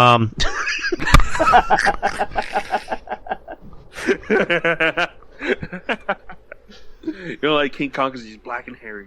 The truth comes out. Drew Yari's a racist. More about this. You're a racist, Drew. You're a racist. You're a racist. Support you, so you're a racist. Fuck you. Because Kevin Costner supports races, apparently. Jesus Christ. Oh, good lord. Next question from Maurice. Have you watched Primal, made by the creator of Samurai Jack and Dexter's Lab? I've heard of it. Yeah, I heard of it too, but I haven't gotten a chance to watch it. What is that on, by the way? I believe it's on Cartoon Network. Oh, Cartoon Network. Okay, I'm gonna have to check that out then. Yeah, I haven't watched I didn't know if it was it was made by those people, but I've kind of quit Cartoon Network a long time ago. To me, Cartoon Network has not made a good quality cartoon since I don't know when, but it's just hard to watch that shit, man. I mean, the last cartoon I watched on there was Regular Show, and that's it. And then they canceled that show, and it's just like, eh. Like I never got into Adventure Time. I know Betty likes it. I'm just like, it's okay. Like, it's not really my cup of tea personally. But right. Last question by Maurice. What was the infamous letter given from Baby Doll to Dusty Rhodes years ago in WCW? That is a Kevin Castle question. Like, that is a question that either Kevin Castle or John Draper can answer. I don't think we can answer that question. That's before our time. But thank you for the questions, Maurice. Next is your local Outlaw Mud show. That's Anna. Anna has... Well, this is a question for me. Is Texas a jobber, mid-card, or main event? Definitely a main event. Texas is technically kind of its own... I guess kind of like its own thing. It's not really it's kind of like its own country when you look at it. You know, they call it Six Flags Over Texas. So Texas is the main event. Is Drew Yari a jobber, mid-card, or event? A mid-carder. I mean, I would say I'm a mid-carder at best. I mean, am I really a draw? Do people look at me as a draw? I don't know. It's up to the fans to decide who I am. Fuck, marry, kill. Ooh, Bailey, Io Sky, or Dakota Kai. Well, God, no. well, I'm killing Dakota. I'm marrying Bailey, and I'm fucking Io. Yeah, that's a hard choice. But yeah, I agree with Drew there. Bailey being attached to that ass 24/7, and the Bailey's just cool too. Yeah, I gotta have that. And Io, I've never been with a Japanese woman before, so you know that should make for an interesting time. And plus, Io's flexible and she can do a lot of flips. Maybe she could do a shooting star press on my Hey. Is next question, is CM Goof really a lizard person coming to take over the world? I'm gonna say yes. No, he's Michael Corvin. Michael Corvin, the self-hating wrestling fan, as he puts it. Oh my god, Saturn and Jupiter in a Hell in a Cell. Who takes it? Ooh. You know what? I'm biased. I'm gonna go with Saturn. I don't know why. Saturn.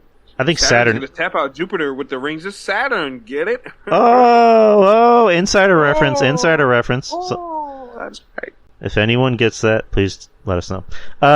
Did you ever pee in a public pool as a kid? Yeah. Didn't everybody? Yeah, I did too. Next is Nick. Oh my god, RJ, I don't think you're gonna handle this question. What? Nikita Lyons' ass versus Bailey's ass in a last ass standing match. Who takes it? Oh, God damn it. Oh, God. And who asked this, by the way? Anna. Oh, good lord.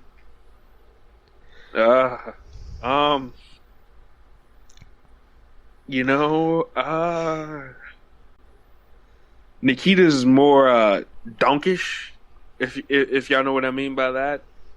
You know, she's her ass is more puffier and more wider. So I think her ass is built to last a little bit more than Bailey's. So I'm gonna have to only because it's more puffier and more donkish, like I said earlier.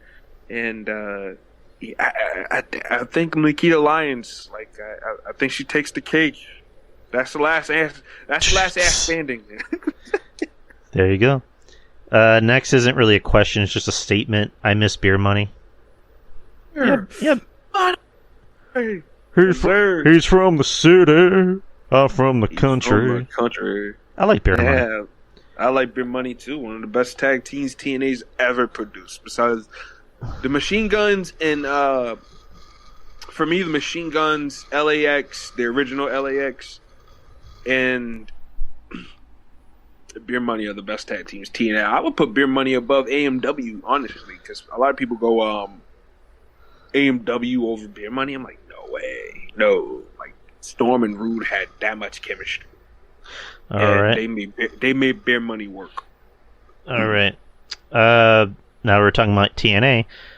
She wants to know what is your and RJ's TNA Mount Rushmore. Give him first, Drew. Mine is AJ, Samoa Joe.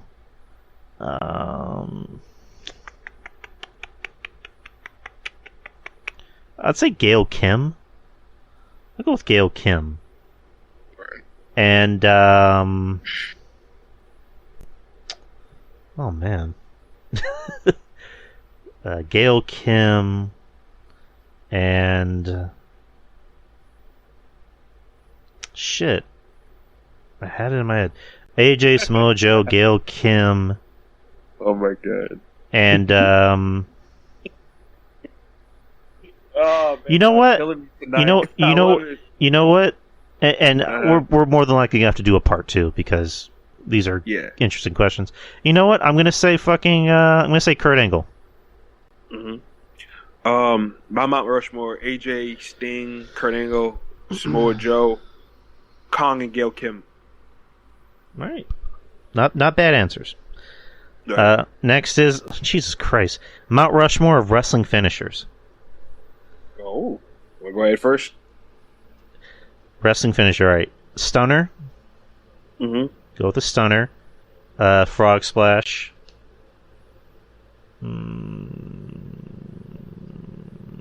Frog splash. F5. I always liked F5. And sweet chin music. For me, rock bottom, stunner, pile driver. Pile driver at any kind of incarnation, meaning package pile driver, tombstone, regular southern style pile driver, like any gotch style pile driver, any kind of pile driver. Frog splash in the 450 splash before it was overused and overdone. And Canadian Destroyer before that was overused and overdone. When Petey Williams used to be the only motherfucker doing it. All right. Jesus Christ. More Mount Rushmore questions. That's why I was laughing. Mount Rushmore of ladies' asses in the history of wrestling. Jesus Christ. Go first, man. Bailey. I got my list. All right. I'm gonna do a Bailey.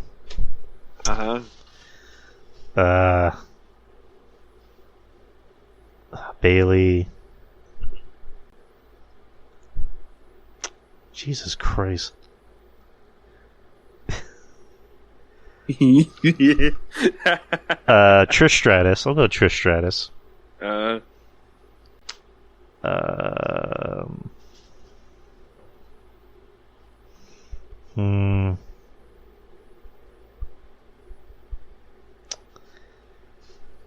man.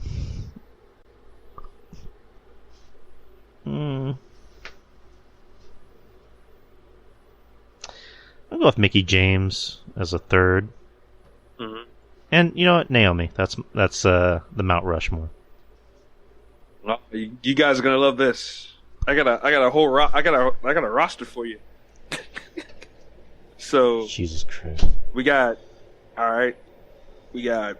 Nikita Lyons, we got Naomi, Gigi Dolan, LuFisto. Good lord, LA's packing burger, bro.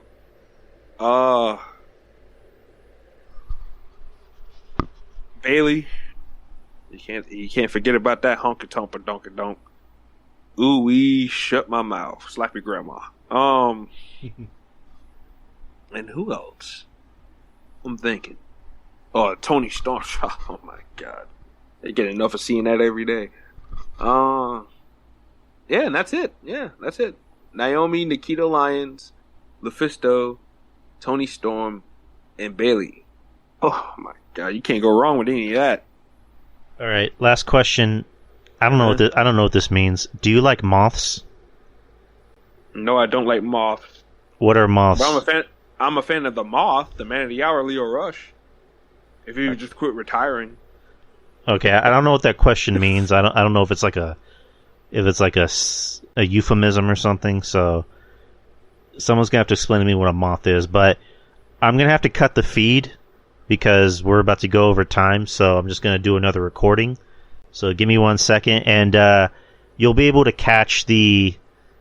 No, Goof, we're not done yet. I'm gonna record more. I just have to cut the feed because we're going overboard. But if you want to hear the rest, you have to sign up to the Patreon. That's your only way of being able to listen to the rest of it. And it's just $5. The Drew Yari Show. It's Drew Yari. It's Drew Yari. The Drew Yari Show. It's Drew Yari. It's Drew Yari. The Drew Yari Show. It's Drew Yari. The Drew Yari Show.